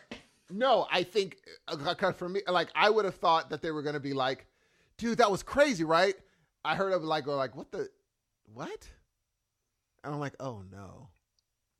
I sat there waiting for everybody, that's not a spoiler. Don't leave. As you know, don't leave, but there is a stinger. So if you even, the movie goes off and comes back on, that doesn't happen. It goes off, full credits, stinger at the end. Stay for that stinger because it's really important. It still baffles me that people don't know that. I watched so many people walk out of the movie. Oh yeah, people. It's like, is this the first Marvel movie you've ever seen? Do you just not pay attention?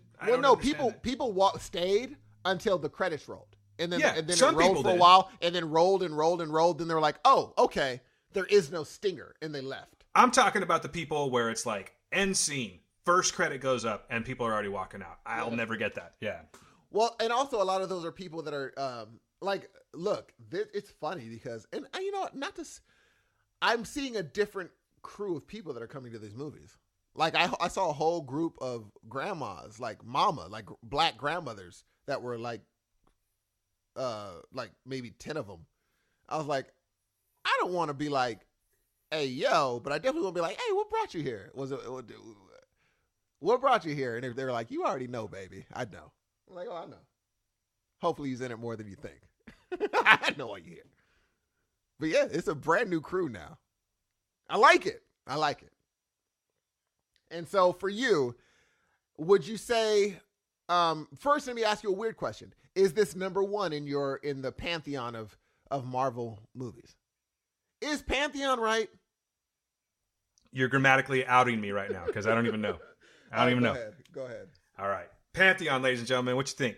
That's the new name of my band. All right. So here's my little several-minute breakdown of how I feel about the movie. I'm not going to give anything away. I'm going to do my best. Please. There's a lot I want to talk about, and I don't think it's fair to people because we're only a few days into this. I won't even count Thursday night. They usually count Friday as the opening day, though Thursday night was. So we haven't even gotten the results of the weekend yet, though it looks like it is approaching to. It possibly may beat out Force Awakens, which is pretty amazing. I saw the movie on opening night. I got to see it in 3D. Got to see it with a friend of mine who is also hardcore into these movies, and that just made it all the more fun. I will agree with Steven saying that this movie takes off. It's 0 to 100 the moment it kicks in. You see the Marvel, when it comes up, you see all the actors and everything in it, or all the characters rather in that, and then it just goes. Yeah. It's I'm not going to say which movie. I think if you are paying attention, you would know which movie that it just immediately.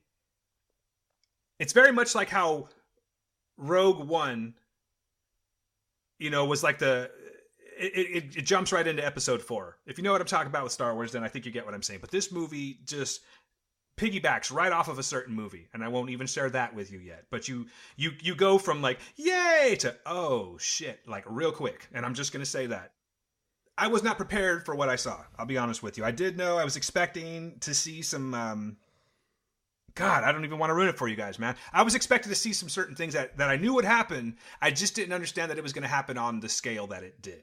There really wasn't a boring part of this movie whatsoever. There was no slow time. I thought all of the characters were amazing in this. There are so many key moments in this movie that made me just gasp out loud.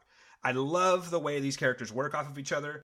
Let's talk Thanos for just a second here. I know that there was going to be a lot of concern about if Thanos was going to be another Steppenwolf, but we're not talking about DC, guys. We have money. You know what I'm saying? So Marvel, in my opinion, did an amazing job with Brolin's mocap and creating Thanos. I think that Thanos is probably the strongest character in this movie. I think that this is Thanos' movie. And I was really, really impressed. I've been waiting to see, what was going to be. All these years, we've been waiting to see what's going to happen. When we first saw Thanos the very first time, I was like, I don't know. Like, I didn't really like it. I thought it looked a little cheesy, to be honest with you. Okay. And they have definitely, and I think that there's people that have, I'm talking about Thanos the first time in this movie. I'm talking about when we first saw Thanos in like one of the reveals, one of the stingers. I didn't think that it was going to be real great. And I think that people also shared that opinion that worked for Marvel, and they really came strong, realizing Thanos in this movie. The depth that this character has, man, is fantastic. I think that Marvel has finally fixed their villain problem. Now, I don't know if they're going to continue this, but as far as the payoff was there, ladies and gentlemen, what I'm trying to tell you folks, that if you've been waiting to see what Thanos is going to do, then this is the movie where you're just going to be like, oh my God, I completely get it now. Okay? Just Dan's opinion, but that's how I feel. I feel this is Thanos' movie. I'm wondering when superhero movies are going to start getting awards. That's not for visual effects or sound or something like that. Because this movie had depth. It had so much emotion. I was watching people react. There was a woman that was, I'm not even going to say what she was doing, okay? I wasn't crying. I wasn't laughing. But I sat and watched someone, I sat and watched somebody like break down right next to me. Break down. Not like, I watch movies with my wife and, she'll tear up. I've teared up at movies. No, I'm talking. And that's all I'm going to say. God. That's it. That's all I'm giving you right now. And I've seen the movie, and I can't even imagine what part it could be. I've seen it. I can't wait to talk about it. To be honest, I was kind of like, you all right? You know what I mean? Like, okay, it's a bit much. And even her friend, I remember going, really? But what I'm saying is this movie made people emote like that I haven't seen people do. Okay? We're not watching Schindler's List, guys. We're watching the Avengers, okay? There were a few times in this, I had some theories.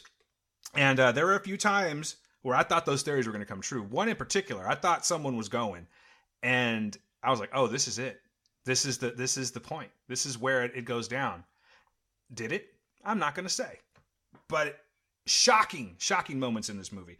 I loved Spider-Man in this one. I wish he would have gotten a little more time. May I ask you, Steve, who was your favorite character in the movie? I think the character that I learned the most about, as far as... okay, I'm going to say this. Can I get two different categories, please? Certainly. The person that I felt I'd want to follow was Captain America. Okay. The person that's my favorite leader of the thing. My favorite person that I would want the courage of was Tony Stark. Okay. All right, cool. So we kind of share two people. We share different opinions here, but not like in a clashing way. I just wanted to know what you thought about that. Oh yeah, I thought the courage shown by, I have never seen this Tony Stark ever. The fact that he walked, courage in this movie from Tony Stark, ladies and gentlemen. I don't even have to say more than that. He's not just what I thought he was in these last movies. He's more than that. And he showed it. So, that's all. For me, like I said, I think this is Thanos' movie. I really, really enjoyed the performance of Josh Brolin in this. And I would have to say that the superhero that I would like to be the most like, I guess, or, like what you're saying, they're playing Thor on a whole new level. There were two movies that came out. There was Thor, then there was Thor the Dark World. I didn't personally enjoy either of those movies. Then Ragnarok came along. And yes, it was a little bit of a comedy, but they put Chris Hemsworth on a new level with this one. And Chris Hemsworth embodies Thor to me now, as far as the MCU goes. He's amazing. And I don't want to give anything away, but there is just so much ass kicking going on in this movie, and a lot of it's coming from Thor. And there were a few times where I'm like, oh shit, it's going down, and it fucking went down. There's a battle at the end of this movie. We all have seen the commercials, okay? So I don't feel like I'm doing spoilers on this here. But that battle is on point. It is such a good battle. And I don't think this is a spoiler either, but a way that it started off for me was awesome because the battle takes place in Wakanda. We've seen the commercials a million times.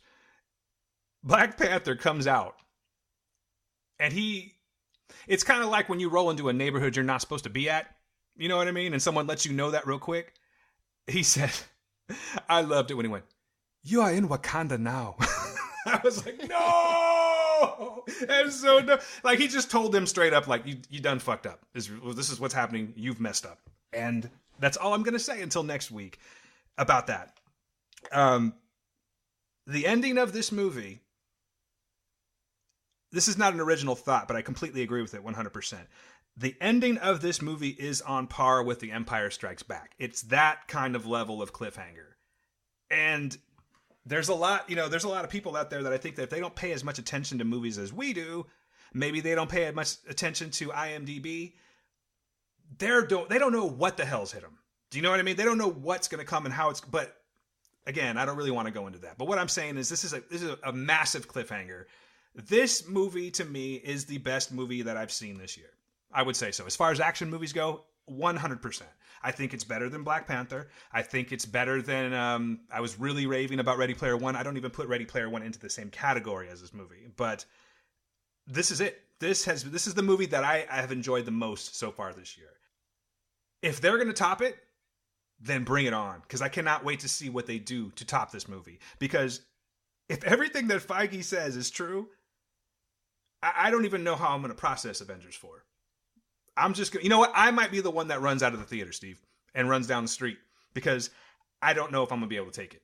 This movie is everything, brother. And that's how I feel right now. That said, I saw the movie opening night. It's been a few days. I don't feel prepared to really get into it. So that's why I want to see it a few times. I feel that there were so many things, as you put it, there's 3 different movies that's going on. I'm ready to take notes. I need to take some notes. I need to process my thoughts. I cannot wait to get back into the theater and see if my initial reaction will be the same. I feel it will be, but I don't know. We'll see how it goes. But at the moment, that's where I'm at. This is the best movie that I've seen this year. I will stand strongly by my statement, and I can't wait for that movie to be dethroned because it's going to be amazing if it does that. That's all I have to say right now. Avengers, ladies and gentlemen, Infinity War. Episode 27 is going to be all about it, and I cannot wait to get into it. Folks, you've heard it here first from Dan, the man. Here's the thing. Here's what he's saying. If he sees a nuke go off, and there's a theater nearby, and you have to decide, I wonder if I could make it in there. Watch the movie before the fallout. He's saying, watch the movie. Don't run. Get this out of your system first. I mean, you're going to die anyway. Hey! Why not enjoy the movie? That's all I'm saying. Yeah, you know what the funny thing is? I thought Thanos looked super corny in the other movies too. I was worried. He didn't look good. He really didn't look good. And even when the first time I heard him talk, I was just like, okay. Oh, Steve, there is a, again, I will give you no spoilers.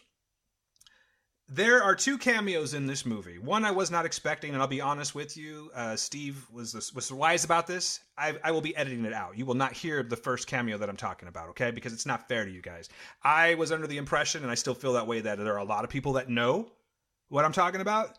But it's not fair to you if you don't know about these cameos, you don't pay attention to those kind of things. It really does ruin something for me to bring that up. So remove. Yeah, they wisely muted. I guarantee they muted Avengers on Twitter. Yeah. They muted everything. Yeah. You know, what do they say? They've been saying hashtag Thanos demands your silence. Yes. It's true. It's true, man. It's true. So, but there is a cameo in this movie that I had completely forgotten about. Like, I just, it's been so long since this character popped up. It blew my mind. I went, ooh, and pointed at the screen when this person popped up. That's all I'm saying. Did you notice that? I think you know what I'm talking about, yeah? No, we're going to talk about it after we get off. Yeah. Okay, all right. Well, I won't even go there. But because there's more I can say about that. But this cameo blew my mind. Wasn't on screen very long, but it was just so dope how they bring things back like that. And then the stinger's perfect, man. It's a perfect setup. But I will say I was a little disappointed because I was expecting something from this stinger that didn't happen. And, but it didn't. Let's just say that. And that's it. Because I feel like if I say anything else, I'm going to just start like bursting at the seams and I'm going to start spoiling. And I don't want to do that. That said, ladies and gentlemen, if you listen to episode 27 expecting to not be spoiled, that's on you. Because I'm telling you right now, it's going to be in the notes. It's going to be spoiler. That is why we are giving you guys like a week and a half to check this movie out. We're going to get down. I do plan on having Mick and Bucks on. I'm hoping that's going to work out. We're going to have a roundtable. We're going to get busy with this one. It's going to be probably, I'm just guessing. I'm not planning it out and have it all like, it's going to be this and this and this. I'm just expecting this to probably be one of our longest episodes ever. I'm thinking we might hit a 4-hour mark. That would be shocking. We'll see. We're going to get to 3 hours, guaranteed. Yes. And my thing is we're giving this a little bit of time. We're giving this a week because we know that going to the movies isn't exactly something everybody can do on the first week out. It's a privilege. It's expensive. So we're giving a week for people to be able to actually get out there and maybe see it, save a little Skrilla, go out and see it before we ruin it from jump. So you don't have to skip around on your, in your car, skip around. Oh, is this a spoiler? Is this a spoiler? We just want to give the overview. No spoilers in this one. Next week, though, ladies and gentlemen, this was a setup to next week Avengers talk. And again, I'm reiterating what Dan is going to say. Just assume that when you push play on Heroes of Noise, we're going to tell you a spoiler from jump. Assume that. Immediately. Don't even listen to it. We're going to do a spoiler from jump. But that's all I have to talk about today. Hey, Steve, before we go, man, there's a couple things that I want to talk about. Just weird goings on that have happened this week. And, one of them, of course, was the masturbating rapist in Santa Cruz. But so it's at the... If you guys heard the intro to the show, you don't fast forward, you hear the intro to the show. I put a little something right at the beginning. And it's because I really wanted to talk about it. I wanted to get your thoughts, Steve. Kanye's new song. Is it called Lift Yourself? Is that what it's called? It's called Lift Yourself, right? I'm done with Kanye. So, okay, first of all, I don't think that Kanye is like, I think he's trolling. I really think he's trolling with this here because he did end up putting up another one. I'll be honest with you, I don't like Kanye West. I can't say personally because I don't know the man, but I have a feeling I would not get along with this man. And I really don't get down with his music. I think he makes some pretty decent beats. I don't care for his rap style, anything. I don't like Kanye West, okay? That said, I think he's completely trolling everyone. And if he's not trolling everyone, then I think that he has hit the point of craziness. Because, I'm going to leave out all the politics, but he's been really spouting off a lot this week. And I think that him spouting off about his view on politics, and then the addition of adding this, by the way, you can go to Kanye West's website and hear this if you don't know what I'm talking about. But that little whoop, soobity poop thing that it was at the beginning of the song. If he is really putting that out, Steve, I think that Kanye has finally gotten to the point where he's like, you know what? Like, literally, I could fart on the microphone and people will buy it. I don't even need to try anymore.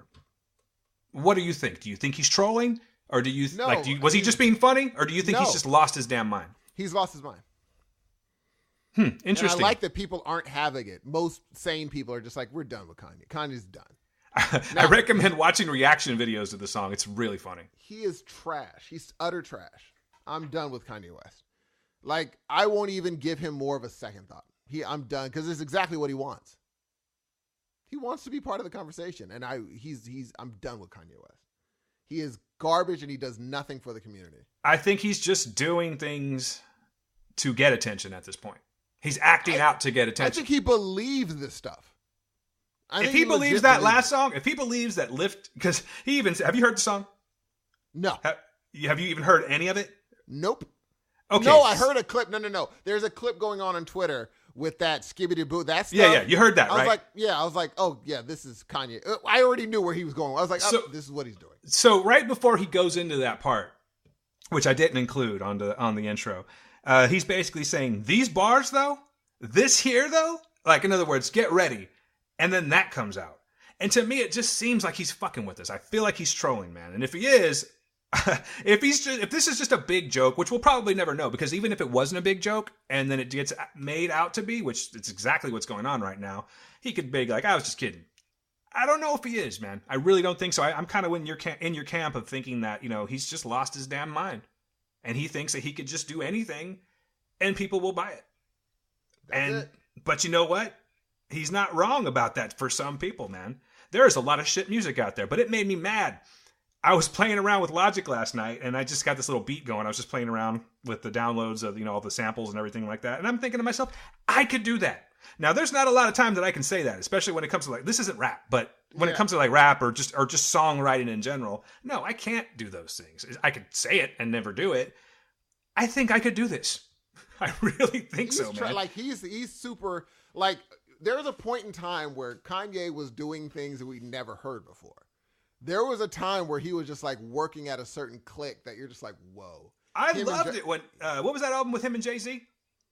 Him, Just Blaze and Jay. Oh, you're talking about Watch the Throne. Yeah, Watch the Throne. I couldn't think of it for a second. Oh, that's right. I did. Now I can't. Well, I could retroactively still like it. I like Watch the Throne. I'm not going to lie. That's a good album. That's a good album. That was pretty much but I signed off of Kanye right after that. That was it. And I think I only gave Kanye the attention because Jay-Z was on the album. You know what I mean? It was the stuff he produced for Blueprint, the stuff he produced for Jay over the years, he used to be a beast. Now, I don't know. It's funny how his downfall happened right around. Actually, it didn't. You know what? I do believe the death of his mother had a big impact on him. I think that I don't think I don't think he's been the same. Who does when you're that close to your mom? Yeah. So maybe that had something to do with it, but I just think people feeding into his ego, giving him the benefit of the doubt, they'd never give anyone else this benefit of the doubt. They just wouldn't. If Beyonce came out and said, look at my MAGA hat, it's signed, there wouldn't be hold on. There wouldn't be any of that. They'd be oh, skip her, she's done. That whole thing. But Kanye, somehow these folks just give him the, hey, well, maybe he's so deep, though. Maybe it means something. No. That's what I'm getting at. That's why I was saying there's people that are going to buy it no matter what. Yes, totally. But buy it, not even meaning purchasing. I'm just meaning buying the bullshit, Yes. He needs to, he needs to, in my opinion, if you're searching for reason from this dope, don't. Obama was right. You know what I'm saying?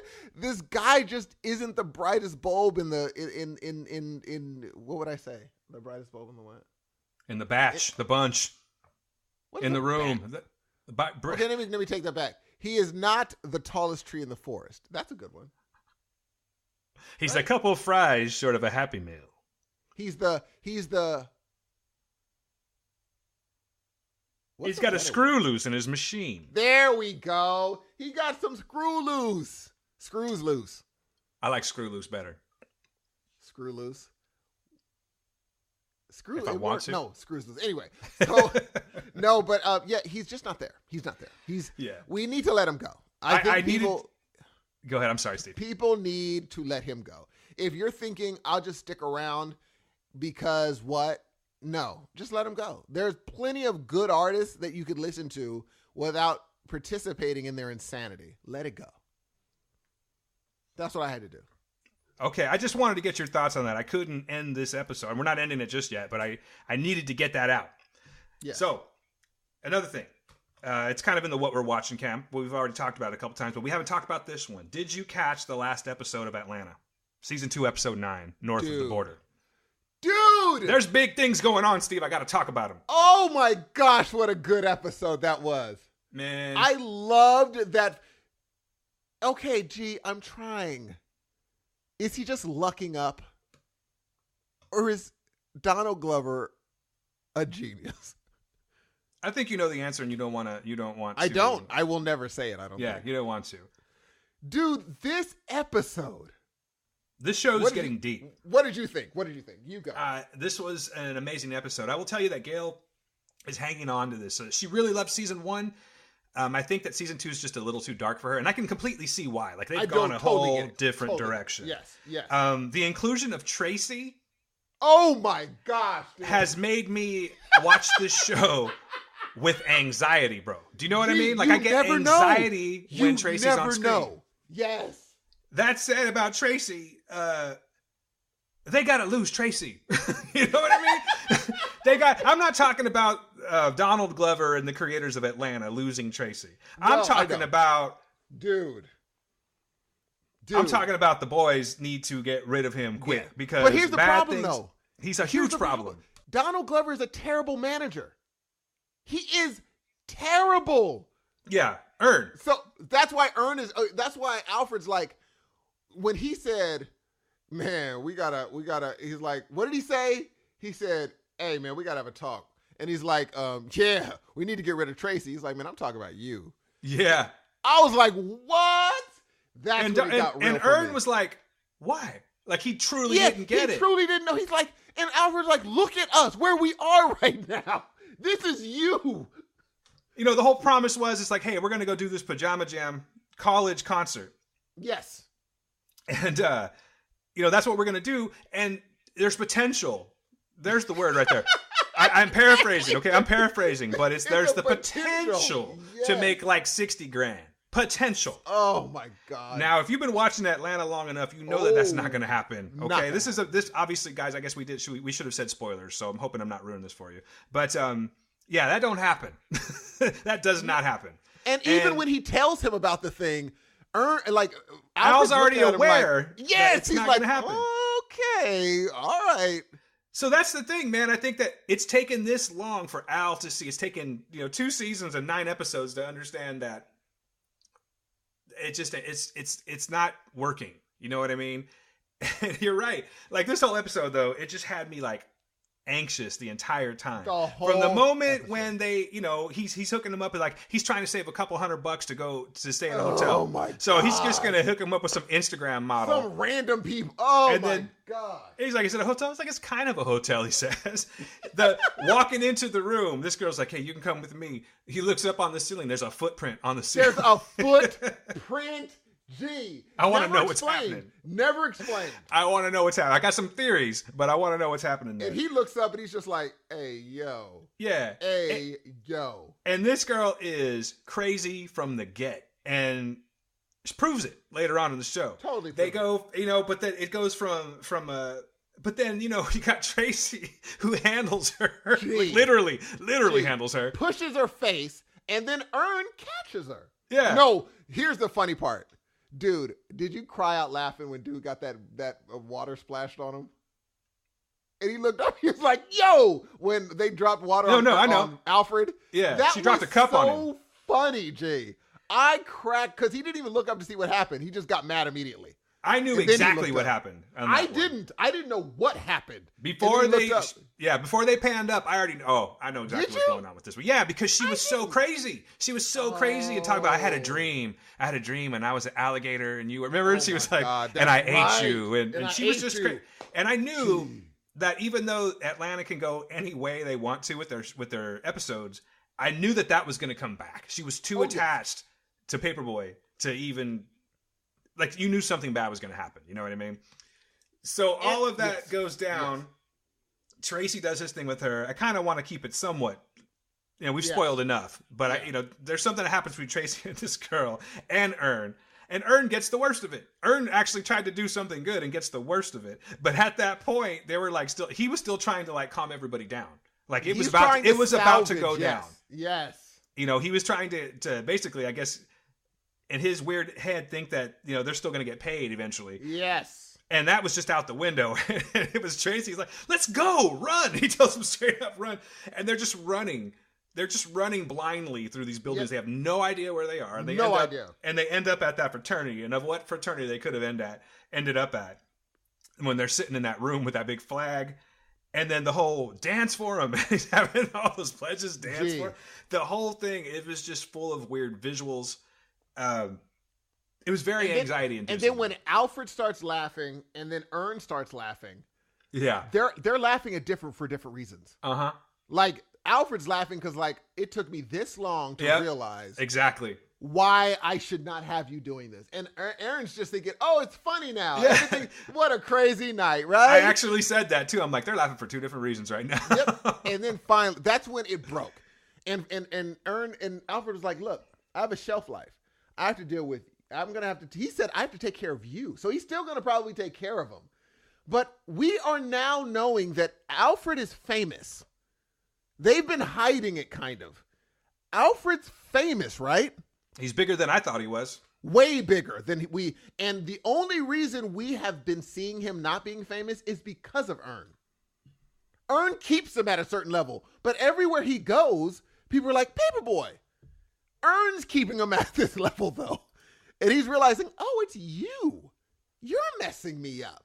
I got to let you go. We could either be cousins or we can be this, and we can't do both. I love you, but... And he did it really tactfully, though. He was really just like, look, man, I can't do it. But everything to me seems like it's... I don't know how many episodes are going to be in this season. But I think they're going to end this on a cliffhanger where they're going their separate ways. That's just my prediction. Oh, for sure. You know? For sure. And it seems like it needs to happen. G. Bruh, when he said pull this car over. Oh. Did you already know what was going to happen? I didn't know, kind of, but I did. He was going to pull the car over. I was like, he's not going to pull the car over. And Tracy's cracking up. Because look, Tracy he's too much. Like with the gun, he's too much. Plus, he's huge. And he's a thug. big fella. Yes. Yeah. And he's like, hey. And he's like, pull the car over. And even Tracy's like, bruh, come on, man. You don't like, want to do this. Yes, you don't want to do this. What are you doing? And Alfred is like, man, I ain't going to pull the car over. And finally, after a long time, he's like, pull over. I'm going to whoop you right now. And he pulls over. And you see how Alfred and Lakeith Stanfield or Darius are just sitting on the front of the car. They didn't even change facial expression. Like, we already know what's going to happen. What was going to happen? I'll leave the car running. Yes, we've seen Tracy get down. We know how this is going to... And, bro, when he got hit first, did you see his face, how he just flopped? Yeah. And tried to get... What I really liked about that scene, though, man, is how Tracy, you never know what he's going to do. You saw it on his face. You saw the way... Who's the actor that plays him? Because he does a great job. I really like that actor. He does a fantastic job. He's a great character, man. He's just anxiety-inducing to me. But the way that he played that off, where it was just like, you could see it on his face, like, man, come on. I don't want to do this. This is like, I like you, man. You know what I mean? Like, we don't get along, but I like you. This is how we joke. Yeah. I thought we were being... And when he ducked the one, hit him, and he got back... And he even caught him when he was falling. And he picked him back up. He's like, come on, man, get in the car. Yes, let's get in the car. And then he swings. He's like, okay. And he whomps on him. But remember, when he falls, he doesn't kick him or nothing. He's just like, are we done? Are we done, finally? And when he finally gave him the last bit of it, you could tell he'd just been pushed. Okay, I got to stop this now. Yes, we got to get home. We have to go home. Yeah. And then they get into the car. He looks jacked up. And Tracy's just rubbing his fist like another day. He looked normal, like he was just looking out the window at scenery. It was great, man. When it went off, I said, how long before I have to admit it? Like, how many more episodes before I can... You're just lying to yourself at this point. You know it. Glover is the shit when it comes to this show. When it comes to this show, you can leave out... everything else, man. Leave out. I mean, I have no idea how he's going to be Lando. I have no idea. I don't like Childish Gambino myself personally. But as far as Atlanta goes, the Glover brothers are the dopest. And the thing is, 10 years from now, people are going to watch this show and be like, oh my God, this was a G. Like, I think it's going to age well. Oh, it's got legs for sure. Yeah, and they're going to be like, oh, this show, and I wouldn't be surprised if he ends it after the third season. He might just be like, okay, that's enough. We did an Atlanta story because Paperboy is about to explode, but where does Donald go? Where does Earn go? That's what I want to know. And I think that's season 3. That's season 3.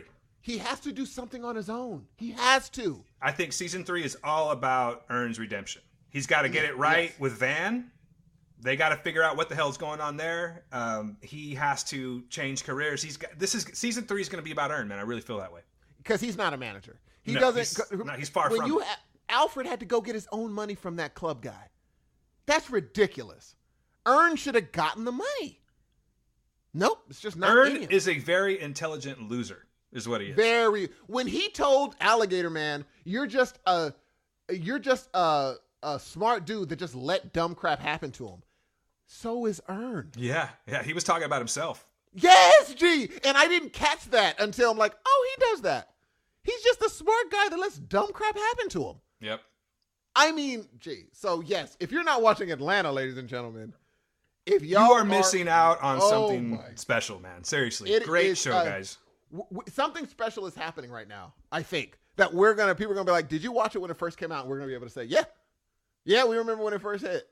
Atlanta was good. Now, before we go, 2 minutes, I'm just going to say this. Okay, I watched War of the Planet of the Apes. Not buying it. I told you, man.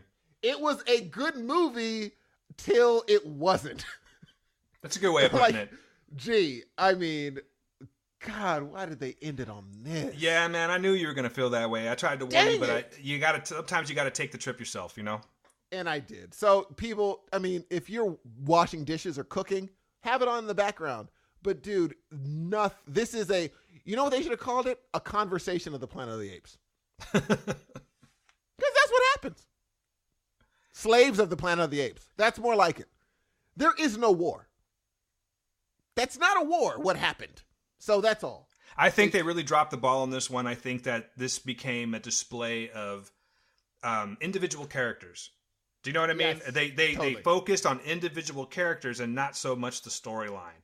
It seemed like they were rushing to get to the end game. I think that they screwed up, man. I think that this series should have gone like another 2. You know? I think there's a part where I won't ruin it, I guess, for people who haven't seen it. Caesar gets captured by someone doing something. That should have been the end of a movie where those gates close and it shows them in the jail. And you're like, oh, that's a great ending. Because then you're like, well, what another happened? Movie, man. Yes. Oh, but man, I fell in love with Steve Zahn's monkey dog. Oh, he was adorable. Was that Steve Zahn? Adorable. That was Steve Zahn. I did not know that was Steve Zahn, man. He did a great job. He was probably the best character in the movie. He was absolutely adorable. If he was ugly adorable. Yes, and Steve Zahn. I know he's done it before, but I think one day I'm going to get into how underrated he is. We're going to get into that. When I see him on a movie, it makes the movie better for me when I see him on screen. Like Daddy Daycare, I loved him in Daddy Daycare. And that made me like the movie. He's a good actor. So I can't agree. I mean, I've always loved him. You know what I mean? He's always one day we're going to have a Steve Zahn cast. We have a lot to talk about still, guys. I mean, I'm sorry. There was a few news things that I wanted to bring up. They're not big. I wanted to bring them up. Unfortunately, we're out of time on this one here. Come on now, Steve. Come on now. There's ladies present. So yeah, I'm gonna stop. Okay. I'm gonna stop. There was a couple things, you know, but these are things that can be touched upon later, and I think that it might be better just to save. I think that we're gonna have to include some news next week, man. We've been slacking on the news. All right. Perfect. Ladies and gentlemen, you have just listened to the 26th episode of the Heroes of Noise podcast.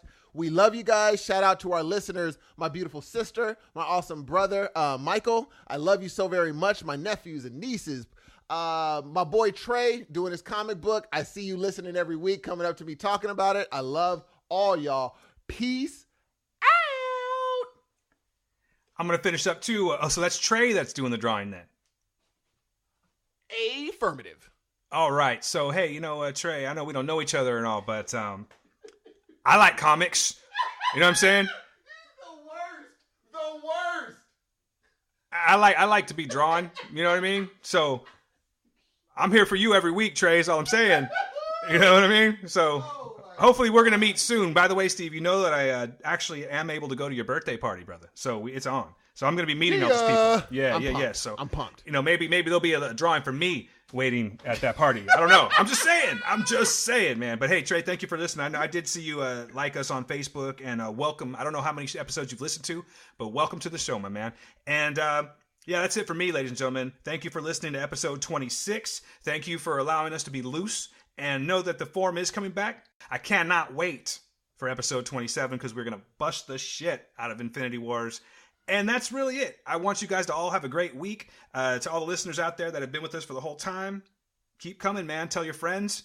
The heroes are not going anywhere. With that, ladies and gentlemen of the podcastosphere. Did I just make a word up? I think I did. I bid you adieu. And another way of saying that, peace.